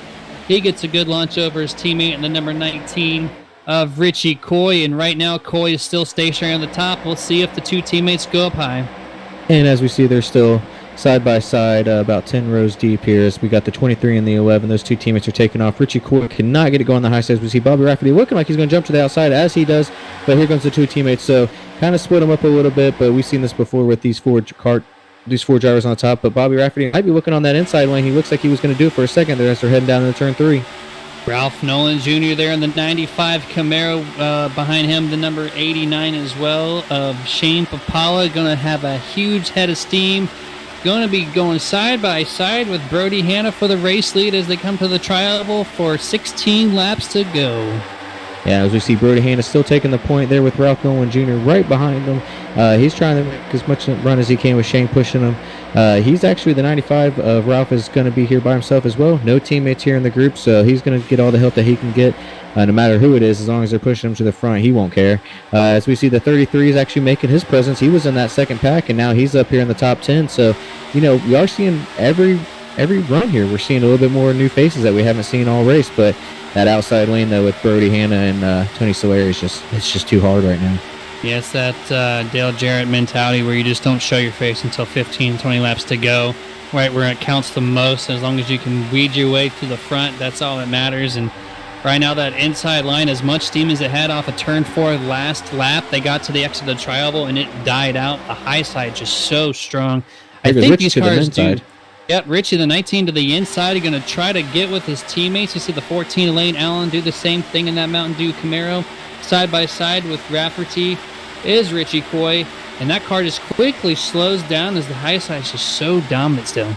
And I was thinking as he was getting ready to go on that move down to the inside, I was like, the 19 of Richie Coy could make a move right here, and he might be one that's going to kind of dip out. But now they're all three paired up together. But I wouldn't be surprised if we're heading into the last lap coming off of turn 4 or even, just going into turn 1 and 2 of one of those cars here of this Fury Motorsports kind of dipping down to the inside trying to make a run because they do have the power. As we saw, Richie went 3 wide there at that fun run, and he ended up getting that race. As we see the 95 jumping of Nolan there jumping up to the outside. He's going to try and make that thing run as well. He's got a little bit of help behind him. Ralph Nolan Jr. making some moves, trying to do anything possible, but as you see the 19 get sucked up to his two teammates, so now they are all three nose to tail once again. But This time in an unfamiliar position at the bottom. I think they're doing that for the defensive role, that is, because they know it's go time. And right now, the 33 in that Pizza Hut machine is the lead car. That's Sherwood Williford. And as I say that, the 14 Lane Allen wants to take the top spot. 90 there of Donnie wants to squeeze in, just could not do it. And now he's going to be All right, man, caution is out. we have a caution on the speedway, I think, in turn number 3.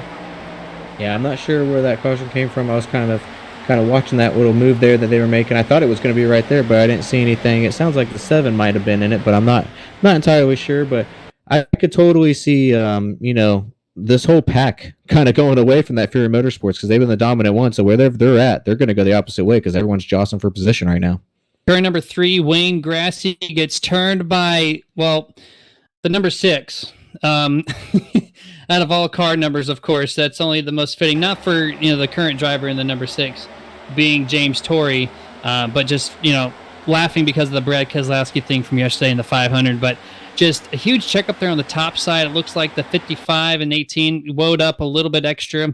The 6 didn't realize it, that of Torrey, and just got to the left rear of Wayne Grassy and spun him around, hit a couple other cars, 67, 44 involved. Looks like the 12 barely squeezed through on the top side. That's the move of the race right there if he can continue on throughout the end of the race. 12 with a huge way to go around that wreck there. Yeah, that is definitely unfortunate there for him. He's going to have some damage. He's not out of it, but he's probably going to be out of the contention to win it. But he's going to come on down pit road, get that repaired up a little bit, and get back out there and gain some points, see what happens. You never know. We are coming to the end. Cautions breed cautions. There could be something. It could be something even bigger. He might gain a couple spots. So definitely want to come on down pit road, get that thing fixed up, and get it on back out there. But this is going to be another good restart. We still got those same 3 up there. We saw what happened last time. Kind of got a little spread out, but I think, like you said, they're going to play safety rope mode. They're going to go down to the bottom, so I wouldn't be surprised seeing Brody hand it back on the bottom again, somehow try and get their teammate from the top to the bottom. But look who's right there in 4th. Money Man. Here he comes with that DraftKings and that 47 of Ryan Hedrick. 51, Brian Elder. His engine did expire in pit road right there, and I'd like to kick it back to one more camera angle on that replay. If we can get to 12 of Matthew Gehringer, I want to go back to his drive around the wreck on the top side. It blew my mind of how he can just barely squeeze around him and make that happen. That car stayed clean, maybe just scraped some paint off the right front fender, if anything, but excellent driving there by Matthew, as these guys have about a lap and a half before. We get this thing squared off for a 10-lap shootout, it looks like. Yeah, let's take a look here on Nerd TV as we got the 12 car here. He's going to be going through this wreck, and what a move. Look at that. Whew, barely made it on the outside. Not even a scrape on the side of his car there. What a move. That was a crazy move. The car almost looked like it kicked sideways. I was able to even to save it, too. And at that angle, it didn't even look like he hit the wall. So just huge props to the 12 machine there of Gehringer. That was some impressive stuff. Oh, Gehringer? I thought you said Cole Tricker the way he took it on the outside. I could have said either or and been correct. That's for sure. That could be the potentially, like I said, the move of the race. Because if he can work his way back up, to the top 10 or so, then we actually haven't seen him there too much. But if he has any luck like the actual 12 did, he'll be sitting nice and comfortably in 4th place when this thing's all said and done. But it's going to be tough when you have Fury Motorsports leading the way 1, 2, 3. Yeah, they're definitely been the class of the field so far, and they're going to be the ones to beat. But as we saw kind of going into that, before that caution, it looked like everyone was going to the high side and leaving those 3 teammates on the bottom side by themselves. So I could definitely see everyone kind of team up on them and make a run on by them, because that might be what they need to do to get by these 3, because they've just been the class of the field, especially when you have, it doesn't really matter who's pushing Brody, either the 11 of Tony or the 19 of Richie. Whoever's pushing them, they're moving. But I'm intrigued to see if the rest of the field just kind of says, you know what, you 3 have it on the bottom, we're going to take on the outside. Oh, for sure, yeah. And right now with Tony being on the top side here on this restart, what I noticed that last restart is the 2 guys on the bottom was able to clear the car on the high side in 2nd place, and they had the opportunity to dip down. They didn't do that the last time, but if they wanted to do that this time, I think as long as they get another good launch here with a half a lap left before the pace car goes down. But I think if they could do that, that's going to give them that 1, 2, 3 and kind of solidify their position right now. Is they're basically untouchable right now. The 47 in that DraftKings Camaro of Ryan Hedrick, the furthest he's been up through the field since the green flag dropped just about an hour and a half ago, and he's been showing some speed. If the 89 can team up with him and maybe get Lane Allen, which he's been getting faster and faster, there could be a potential spoiler coming up here. We'll have to see here. Yeah, definitely. So I think we might have a little spoiler alert as we're coming to 10 to go here. I'm excited for these last 10 laps. I think we're gonna have a lot of moves and a good finish.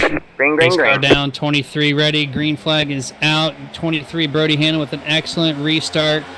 Tony Solari also keeping up with him nose to nose, and the 47 is going to be back to the bumper of Tony, and Tony might actually take this thing to the lead.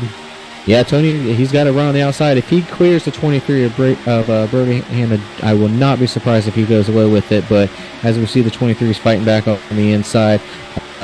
But Tony might have a run here on the outside, and like I said, if he gets it, I think he'll take it, and I think he'll drop down. But big pushes here. We got the 89 pushing the 7, 47 pushing the 11. Just a huge run. Look at this whole, they're just freight training this bottom row right now.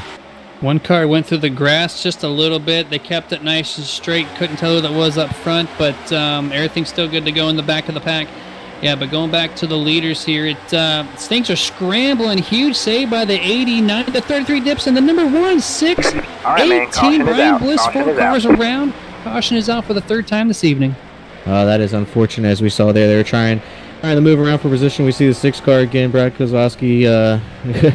That's just having a curse on him tonight. That's unfortunate. But yeah, we see him as they were moving back and forth, trying to gain some spots, and unfortunately, just kind of collected each other. As we're going to see here on the replay on Nerd TV, we'll see exactly where that all started and what caused it. Initial observations when that 89 got really loose there, just kind of had a huge checkup on the bottom. You see it kind of right there. Then the 6 just barely gets tagged in the left rear and sends him hard around. Didn't hit anything else really, but sent him for a wild ride there through the tri-oval into the grass before it all settled out. But yeah, it looks like there's just a huge checkup there on the bottom from the 89, and it trickled all the way back to the 1 of Kevin Rupert, and he slammed the rear end of the 2. Which kind of started everything, and the 18 just slammed to the back of him and sent him around, and that's just unfortunate. That's just one of those deals where you're just racing hard, and checkups happen.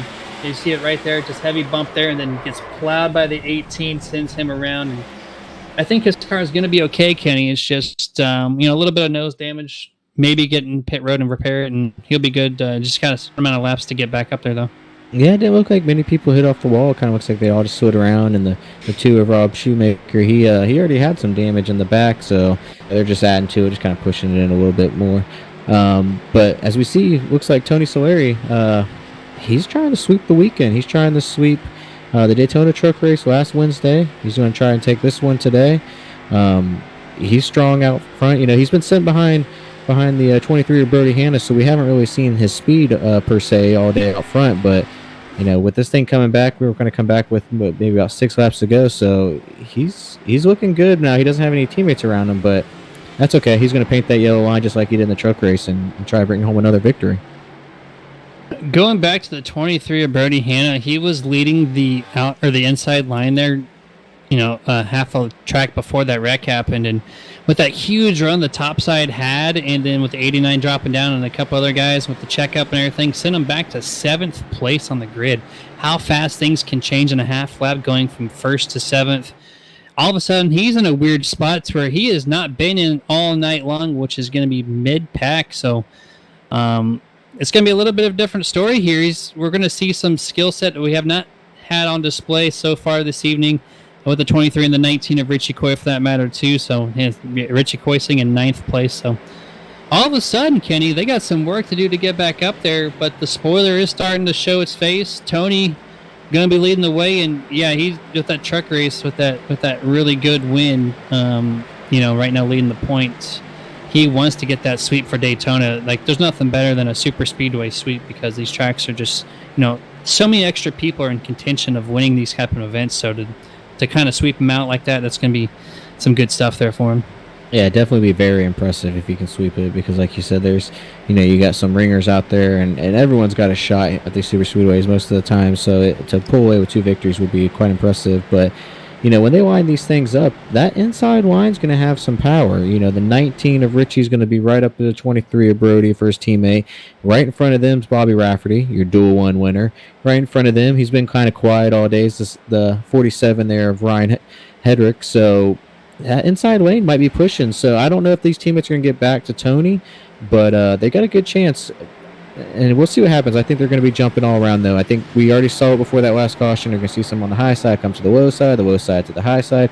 Everyone's just going to try and find as much, racing positions as they can. So it's going to get dicey here. Donnie Schabitz is one of those drivers, too, in a position he's not been in before, where he's going to have clean air on the nose of that Chevrolet Camaro on the top side, which has, on and off been the preferred lane. And he might have a chance at this thing, too, to spoil the 11's hopes and dreams. But, you got the 95 behind him, who's been doing pretty good job at pushing people really cleanly, that being Ralph Nolan Jr. He was making some late race moves before that last caution came out. He's definitely showing that race ability to make some moves to get up to the front. He is really hungry, and, of course, the 89 as well, who's been in position, that being Shane Papala. 3 guys on the top side have been running a really solid, semi-aggressive race in the back half of this thing, and they are ready to go as the pace car is about a corner away, and we're going to have a 6-lap shootout, Kenny, when the green flag comes out. Yeah, and I'm looking back. You have in 10th place, you got Chris Beck, who started in 28th. He's made his way up in the 10th spot, so he's a new face up here up in the top 10, so he's one to keep an eye on. He might be a shocker at the end. Absolutely. Pace car is down. Tony Solari waiting for the green flag. Green flag is out. Excellent launch there by Tony himself. The number 90 of Donnie is going to fall back to second or third place here, but as we've seen time to time, once they get off the exit of turn number 2, it's a complete different story. Yeah, and as we're heading into turn 1, you got Tony Solari still leading the point. Right behind him, you have the 47 of Ryan and the 90 on the outside, Donnie. Those two are going to battle, but Tony's just pulling away. He's going to try not to get too far and see if they have a run on it. I'm interested to see what happens with the 47 of Ryan, if he's going to stay low, if he's going to jump to the outside. Right now, it looks like they're just going to stay in line. Don't see much jostling around right now, so as they're heading into turn 3, I'm anticipating some action to start picking up with 5 to go. Yeah, pretty calm backstretch. I would have figured I would have seen a few more cars kind of bobbing and weaving, but we see Ryan Hedrick, second place, the furthest he's been. Almost, if he goes to the top side, he might have a chance here. It looks like Bobby, who's been persistent on switching lanes to get where he needs to go, he's right there behind him in 30. He might have a good teammate behind him. We see some 3-wide action for 6th, 7th, and 8th place. Yeah, 3 wides into the tri-oval. That's going to definitely bottle up on that outside and the inside lane there. You only got 2 cars on the middle lane, and you have 2 cars on the outside, so that inside lane's the way to go. And as we see, the 11 of Tony Sawyer still leading the way, but you have Brody Hanna, who's going to be jumping to the high side right now as Bobby Rafferty's going up there with him, and he's got his teammate Richie Coy right behind him. Tony Sawyer comes up to the high side for a good block as well as they're heading into turn 3. Donnie quick to the microphone saying sorry to the number 33 of Sherwood Williford. Apology accepted. Everything is good. A little bit of damage. I don't think it's going to affect him at all, but that could have been much bigger as the 3-wide scenario has kind of gone away. And as I say that, the 89 wants to bring it right back, shoots up the middle. More contact with the 90 car. And here we go, 55 around. 89 is going to bring in the 99 as well. 44-14. Looks like we got the 12 as well and a few others. So close. Yep, he almost saved it there. They got a little too close. You can see him bounce off the wall, and kind of like yesterday how Ryan Blaney was just kind of riding off the wall. He tried to save it, and just a little bit of too much of a wobble there, and ended up collecting a few of them. But we had a good run there at the front there. They were kind of breaking away, so this caution is definitely going to bring everyone back together. But that front pack there of about 5 cars was going to be pulling away, and it was going to be a 5-car pack. But the 55, I thought the 55 was going to go on his lid there. Almost did there. We saw a crazy little ride there from the number 2 of Rob Shermaker there on Nerd TV, and he kind of escaped with minimal damage compared to some others, but he did take a little bit of a spin there with the tri-oval, and the 55 and that Hardy's Camaro just heavy slam there to the right rear and almost flipped it over, kind of like what Harrison Burton did yesterday. But iRacing has kept these cars more grounded even after the little bouncing he did. But as they're on board here with the 55 and heavy impact, turns the wrong way, stares the face of the field coming up to him. Thankfully, he's able to make it out with what damage he did incur, but big wreck here with 4 to go. I was thinking the same thing. I thought it was a Harrison Burton, and it looked like even on that on-camera, in-car cam, you can see where those tires started to come up for a second, but Iriston said, no, we'll keep this on the ground, boys. But kind of the same scenario, spinning the same way. It's going to be interesting to see what happens here because Tony Sawyer is going to take that inside lane. Brody Hanna right there. He's going to be on there. So you're going to have those two teammates together. And then the 19 of Richie Coy, like I said, he might be that dark horse of the teammates, and he might make a move right at the very end to try and steal one away. But the 11 and the 23, those two teammates they're kind of in a good spot right now, the way they're going to have on this restart. I think your pick, Bobby Rafferty, being on the first car on the top side, might be the choice to be with at this point. If he gets a good launch, which we have seen him do so already, with this being, I think, the 5th restart of this evening, as you see the 4-car go around for his lucky dog reward there, that being the Chad Lang in the 4-car. Yeah, I think your pick there, Bobby's going to be the way to go. Potentially, he hasn't been there since lap 10 or 15, but he's finally got an opportunity. I know his drafting partner there as well, going to be with Richie Coy. He can definitely give him a good shove. I think he's going to have to do something with him to at least get with his teammate Tony, or maybe just, who knows? We're going to just have a green-white checker here to settle this thing out in the Daytona 250. Yeah, and Bobby being his first year into the Cup Series, he's a rookie this year, wins the duels, runs up front here at this Daytona 250. He's going to be starting the outside on this restart. That potentially could bring it home. If he hasn't earned the respect of being a good plate driver now, he definitely has earned it. So I can see this when they come back to Talladega, who they're going to be following, because there's a couple of them up front that's been there all day, and he's been one of them. So he's definitely got the car and the skill to do it. So I'll keep my eye on him. Yeah, I would agree with you as well. Next time they hit the super speedways will be at Talladega in the Talladega 250, April 25th. So we're a couple months away from seeing that race, but yeah, I agree with you. I think we're gonna see a lot more people work with him. I would highly imagine come that race, in about 2 months away at this point. We'll notate they do only one green-white checkered at Full Throttle Sim Racing, so this is the official green-white checker for tonight. Next flag after the green flag will settle the race once and for all. Top 4, we see the 3 of the Fury Motorsports, 19 being the sole on the top. I know he wants to work with his teammates, but at this time, Kenny, I don't think you have a teammate. I think you push to 77 and give it all you can, and maybe, just maybe, drop in front of your teammates and try to secure a victory for yourself at this point. I was thinking the same thing. If I was the 19, I'd push the 77 Bobby there as far as I can, and then, thanks for the push there, but I'm out. I'm going to go with my teammates. I'm going to try and ride off in the victory. So that's what I would do if that was 19. Obviously, we'll see how this thing plays out. The 77 might even just take that idea and say, let's go jump down here. But it's going to be interesting, because if he goes down, then they might go up, and it could just be all different sorts of crazy. But you have the 67 of James Wallace and the 47 of Brian Hedrick. Those are also two teammates. So watch out for those two coming through. And and then we got Josh. Look at that in the 02. He has, I think he even went a lap down at one point, and now he's back up here in top 6 right now. That is impressive for him to fight his way back up. Yeah, I'm going to pronounce this the best I can, but Josh Mayu, I think, he was a lap down. He did get a wave around at least the lucky dog about halfway through the event, and now he's back here sitting in 6th place.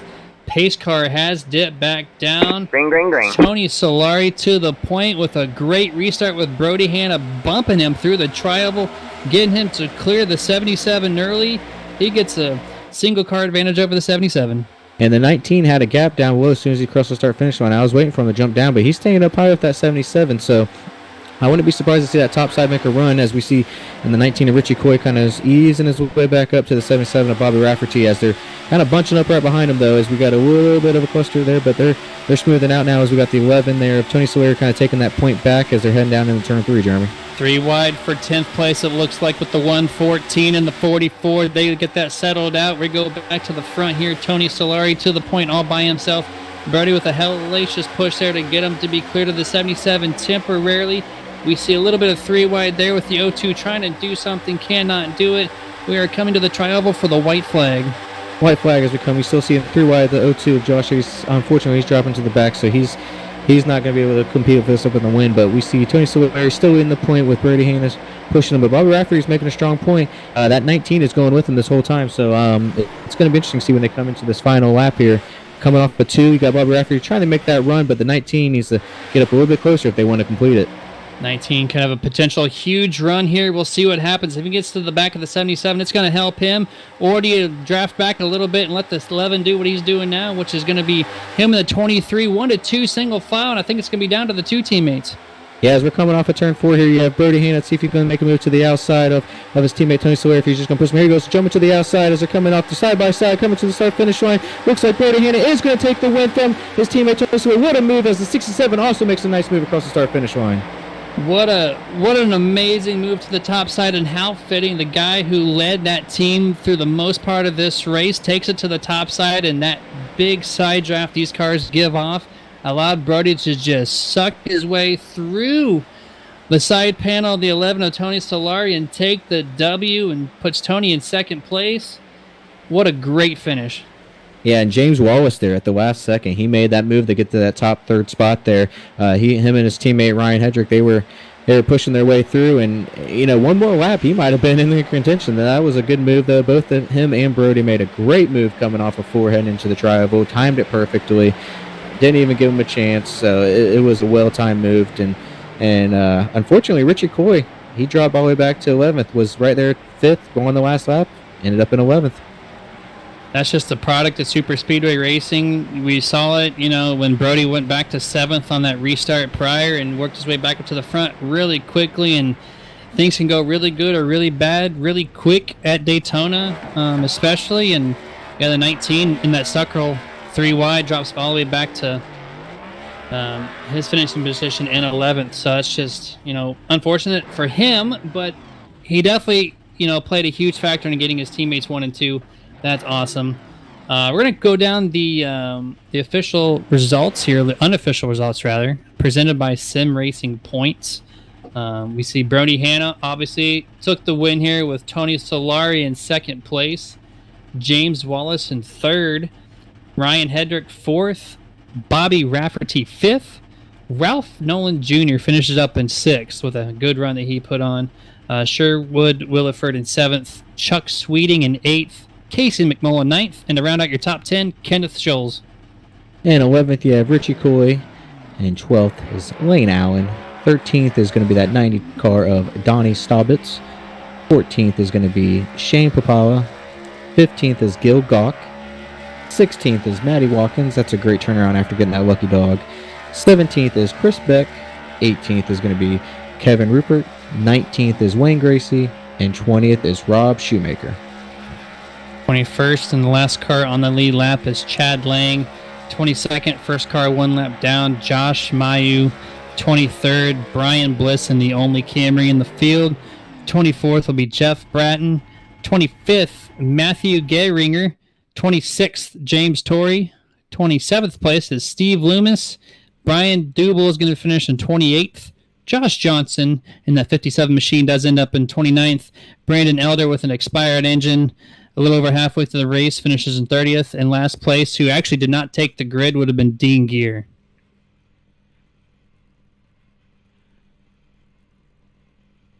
And I do believe that's going to kick it over for us to the Martin Sports post-race event here on Nerd TV. Let's see if we can maybe grab your third place finisher, James Wallace, who didn't really show his face much this evening until when it counted the most. See if we can grab him for a quick word. James Wallace, Nerd TV in the booth. You got a copy? Hello. Hey, man, congratulations. You were just kind of laying back. We didn't really talk about you much tonight's race. And then after this last restart, you put yourself in the position where it counted in the podium top 3. Tell us how you got there, man. Pretty much that, man. Just trying to hang out, stay out of any kind of wrecks, keep the car clean, and, hopefully be there the last 10 laps kind of thing. Yeah, it was a great run you had there with your teammate right behind you coming off of 4. And, one more lap, you might have had that thing. I was watching you two. I was like, that might be the team that's going to kind of compete with those Fury Motorsports there. But tell us about that run y'all had there on that last lap with your teammate pushing you. Yeah, I was real happy on that last restart that it ended up Ryan was going to be behind me. We thought we might have had something right there. We were sorry. I mean, 4 of us, Dublé and Josh, they they ended up getting out a little bit earlier with crashes, but we were strong together. We really were trying to form a pack up there, but Yeah, you Yeah, could definitely see it. yeah, that Columbia Chevrolet Camaro, pretty stout there for the most part of the race. And I just want to give you a quick congratulations on that podium spot after, running a pretty solid race. Kind of run a mid pack, but came through at the end, which that's what you have to do sometimes in these super speedway races. But with that being said, who do you have out there that's watching that you'd love to get a shout out to? I appreciate it. I don't know if anyone's watching me, but I appreciate HB and FTSR. This is our first year racing with them, and so far so good. And of course, Josh and Boomerang Motorsports. Looking forward for the year. All right, man. We'll go ahead and go party with your teammates. Third place. It's pretty impressive. Anytime you can get a top 3 in a super speedway event without getting caused or putting any wrecks. So, once again, congratulations, man. Appreciate it. Yes, sir. All right. So I think now, Kenny, that's going to bring Tony Solari, as we now pronounce that correctly for everyone out there watching on Nerd TV. I'm going to see if we can get him into the booth. Tony, do you have a copy, man? I do. How are you guys doing? We are doing excellent. Appreciate that. For asking. But congratulations on second. Yeah, Fury Motorsports just kicking some ass out there.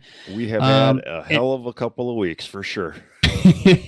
Yeah, you do great in the truck race. You win the thing, and then you come here and you finish second. You almost swept Daytona, which even finishing in second place is an amazing feat there.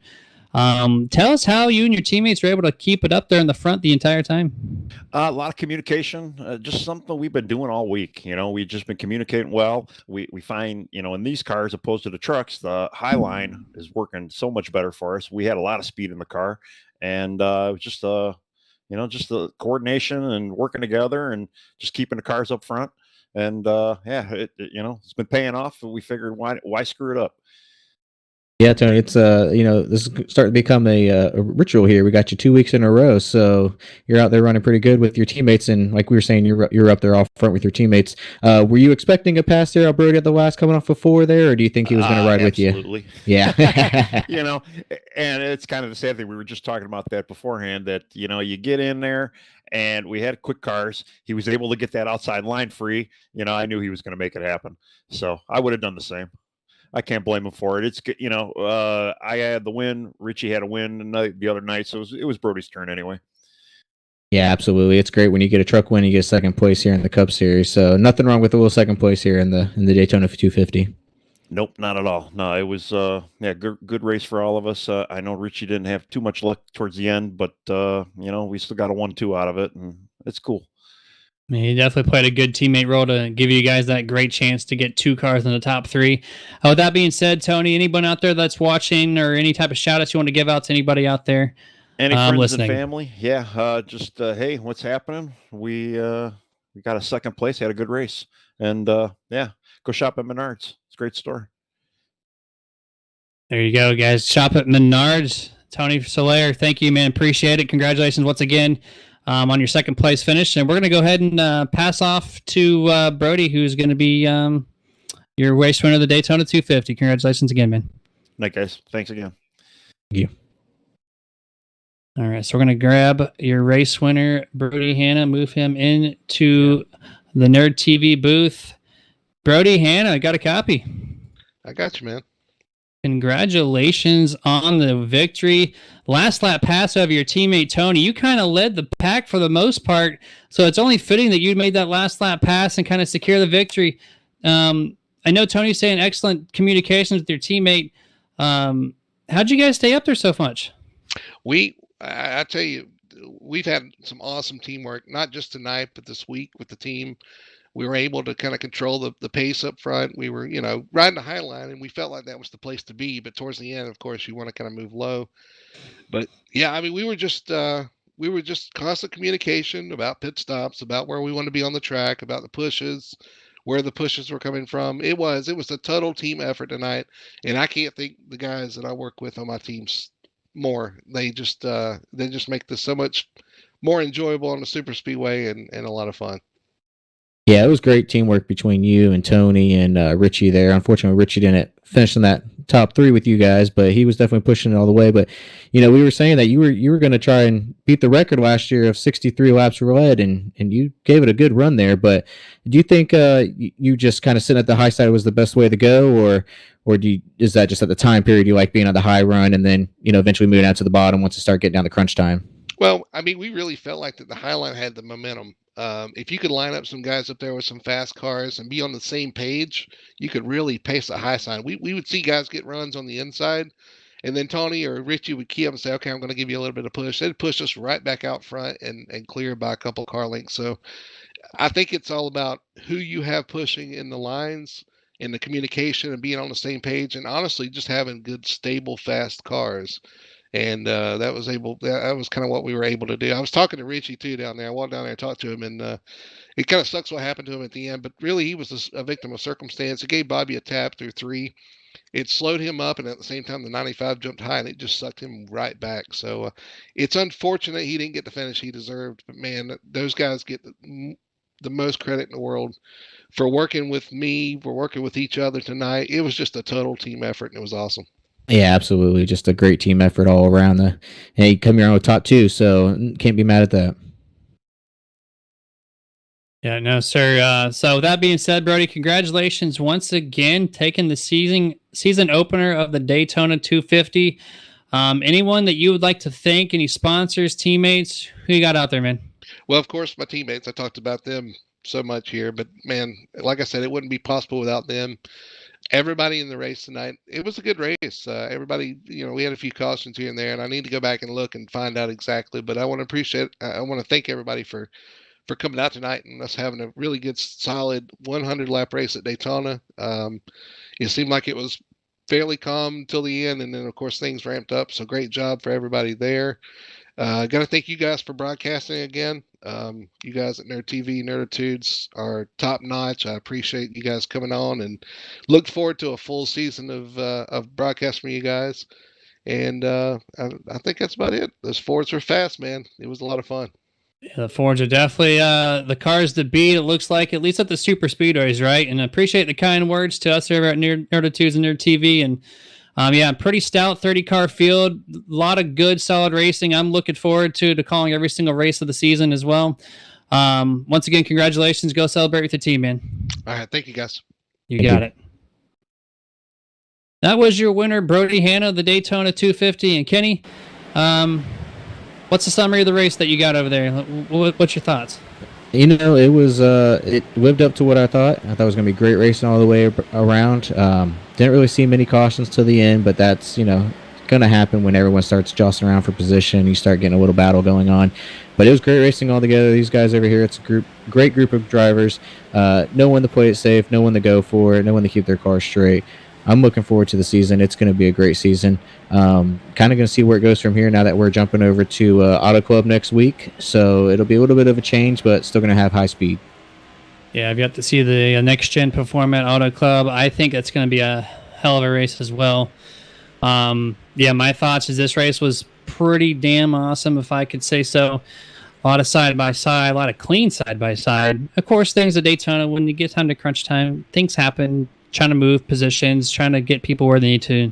Sometimes bumps just happen to go wrong. So that's just part of the racing at super speedways. But nonetheless, great season opener, especially if you're Fury Motorsports for sure. That being said, Kenny, we got some people to thank one last time before we kick this thing off for this evening. Full Throttle Sim Racing Premier League and the official presenting series sponsor of the Cup Series and presenting sponsor for the grid lineup. Like I said, league started in 2006. Been running for 16 years solid. 2017, they jumped over to iRacing. Admins here, top notch. The drivers, as you've seen now for the past week, just amazing performance they put on and really respectful. You can tell on the track, on the microphones during these post-race interviews. Excellent group of guys. www.ftsr.net if you want to be part of the action. Sim Racing Points, official presenting series sponsor of the Truck Series and of tonight's official results as well for the Daytona 250. All-inclusive league points management system basically your admin's best friend. Upload the export of the race directly into the software. In a matter of seconds, your website will have a complete list of everything that went on in the race on your website. Really easy to use. Good price point. Check them out, simracingpoints.com. Then we have Martin Sports. Small company, big time product. We've shown them on camera last week. I'll gladly show them off again. These gloves, super awesome to wear for any type of racing that you do on your sim rig. They also have shirts, hoodies, hats, some other stuff as well. Just, it's one of those products you just have to try for yourself. I can only talk about it so much. Love their product. martinsports906.com. Super nerd at checkout. You get a quarter, 25% off your entire order. Please go check them out and get go get their stuff. iRacing, iFlag, that light system that sits on the fence, those really bright lights that you see on the track day in and day out as you watch these races, that's inside your sim rig. Not many companies offer that. I don't think at all, really, at this quality anyways. 3D printed materials, really cool product, one-of-a-kind type of deal. Really bright. You don't have to, think that you missed a flag or a situation on the track. Those lights got you covered. Go check them out. iRacingIFlag.com. You super nerd once again at checkout for 15% off of anything in your shopping cart. Then we have the Butt Kicker. It's that product that you strap onto the bottom of your sim rig chair, and it gives you the sim racing immersion of every bump and feel on the racetrack. Haptic transducers, which easily attach to any center post, gaming chair, or sim racing rig. This product gives you the sim racer that much needed feel from the car that drivers really need to perform at peak performance. Check their entire product line at thebuttkicker.com. Use promo code NERDTV at checkout for 20% off. And then Makoni Setup Shops. Premier setups from across the racing spectrum, whether it be, your road racing, your dirt racing, your short track, your intermediate, your super speedways, any big event. You got the Sebring 12-hour race coming up. They're going to have you covered for the Coke 600. They're going to have you covered for, all the big events that iRacing hosts. Go to their website, MakoniSetupShop.com, and they also have a paint booth section too, so you can get your car painted up and your setup covered, so your car is just looking good and driving good all at the same time. Hell of a product there.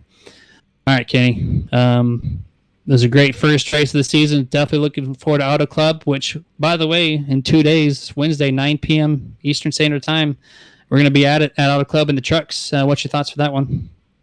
I'm excited to see what happens there. I mean, I expect kind of the same good quality racing that we see last week from these guys. I'm not seeing many cautions, so I think there's going to be a lot of good green flag racing, good green flag pit stops. I'm looking forward to it.